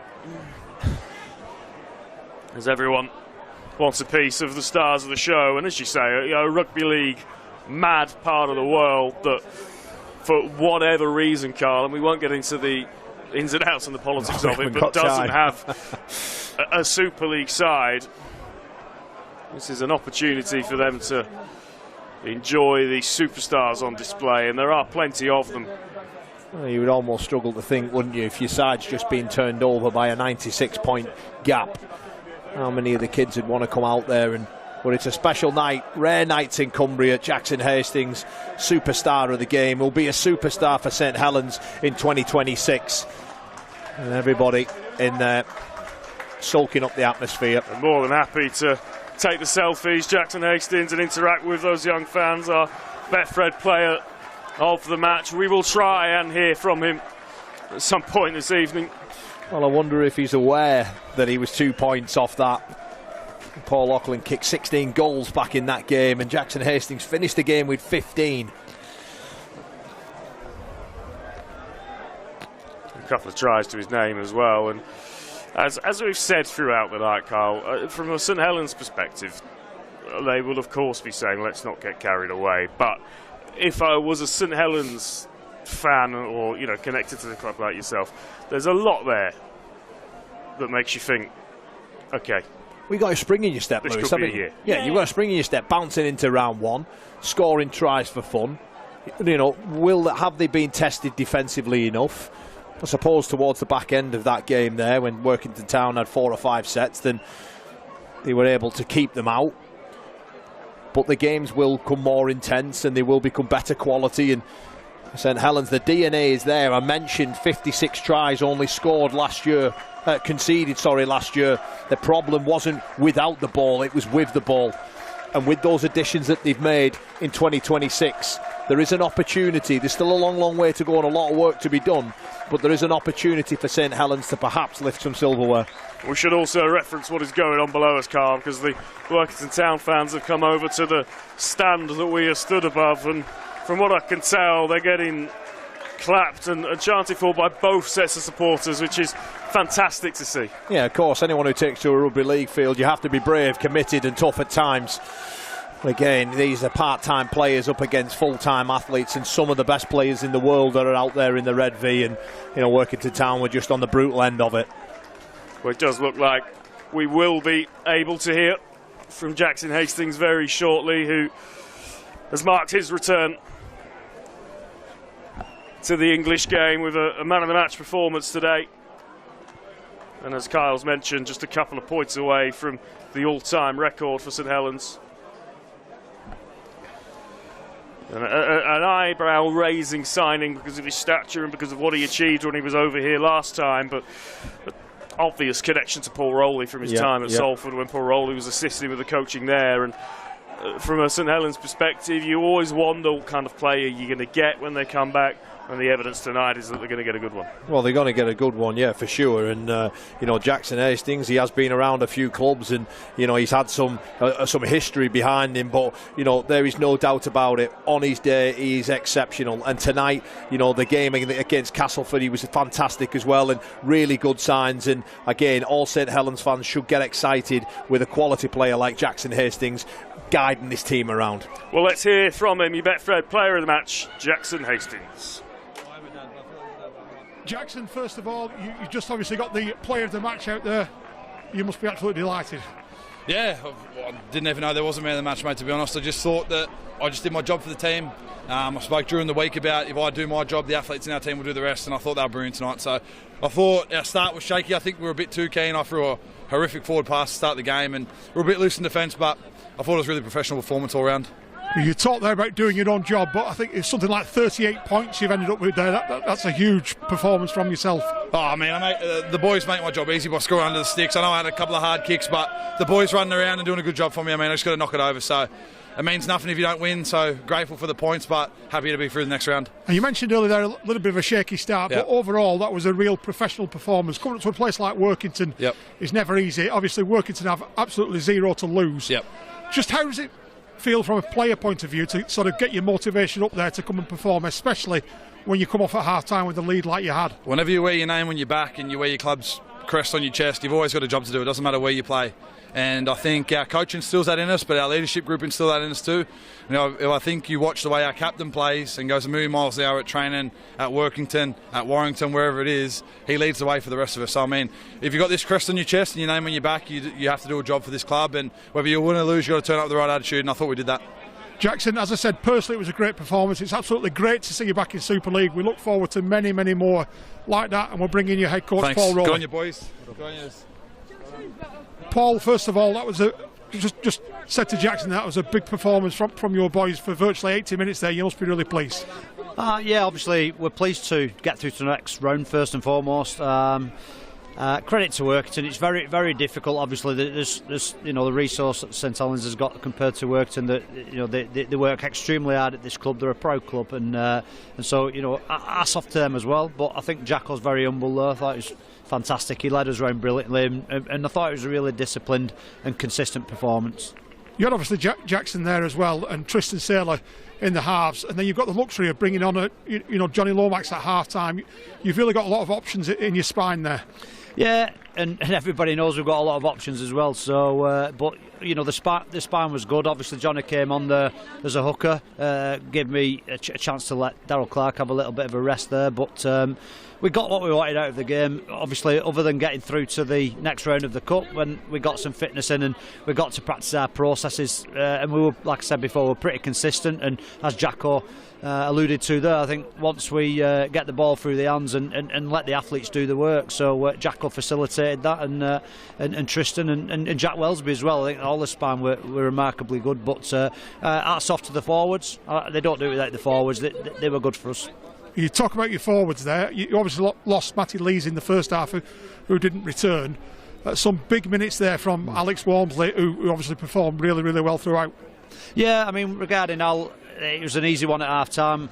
I said to him, you tell me when you've had enough, and we'll bring you off. So he wanted the minutes, and that's the beauty of this game. You know, it enabled us to get some preparation in for the forthcoming weeks. So he got what he wanted out of the game. Regarding Matty Lees, yeah, he took a bang to his knee, so we'll check that out tomorrow. I don't think this is as bad as first feared. I think it spooked him a little bit, so we'll see how he is tomorrow, like I say, when he gets on the medical table. Well, hopefully Matty comes through that, pretty much okay. You could have been forgiven at half time. Obviously, your 9 tries up at half time. Massive game next week against Warrington. You could have been forgiven for saying, not yourself personally, but the players could easily have come out and put the cue on the rack with such a big game next week.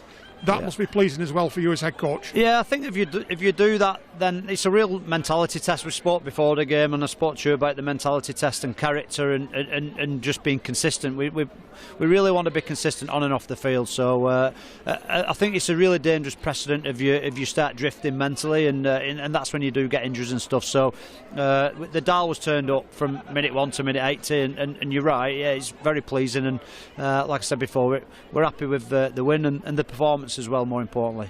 Paul, many thanks for coming out in this weather for us, and all the best for the rest of the season. Thank you. So Paul Rowley very happy with his side's work this evening, and Kyle, well, should he be? Yeah, absolutely. Again, there was lots to like in there about St Helens. The fact that they stayed professional, stayed composed, didn't really overplay too much, and finished some quality tries in there. Lots of different scorers on the score sheet, and Jack Welsby, of course, floating around, doing what he does best and popping in when he wants. Kyle Felt there scoring. I think he ended up with a hat-trick in this game, and that was his second. And that was how St Helens pretty much started. It was 2 minutes in before they got on the score sheet in the second half, and then the little touchdown from Oscar Doran, but they don't stop. They move the ball back over to the left hand side of the field, and then McDonald, who I thought was quality, and he looks a really good signing for St Helens. Matt Whitley getting across for the second try in the second half. Or Tristan Saylor has his fingerprints on this one. Little soft short ball to Fell to finish a bit more hard work than perhaps it needed to, but confident in his own ability for sure. Johnny Lomax there coming on and playing most of the second half at 9. Then McDonald again. Dion Cross must be absolutely delighted to be back working with the big centre. Jackson Hastings, the Betfred player of the match, gets his try, and a simple score for him as well. For Hastings, pops the ball inside to Welsby. Again, it was at this point, Lewis, where Workington Town's middle defence just missed their assignment on a number of players. This one here particularly, Walmsley goes through and scores, and then a very similar play, or a try rather, in the next one. It's George Delaney who goes through off Shorrocks, who really did ball play ever so well through the middle part of the field tonight. And gets a try assist there for George Delaney, and the tries, they just kept on coming, and this one was the one that finished it off. It was Workington Town who had 4 or 5 sets really trying to put pressure on St Helens' line, but their transition from defence into attack to give it to Nene MacDonald and Harry Robertson in support. A wonderful offload there from MacDonald, comes off Carter's hand, and Welsby finishes off a very good evening's work. Smiles all around for Saints. And of course, we don't expect St Helens to go against Warrington next week and score 98 points. No. The signal of intent of the way that they've wanted to play the game tonight, the things that they've tried to do, will be of huge encouragement to St Helens fans. Kyle, thank you for joining us. I know we're up in your neck of the woods. I'm sure you've got a shorter drive home than I have. But we will be back tomorrow, 3 o'clock.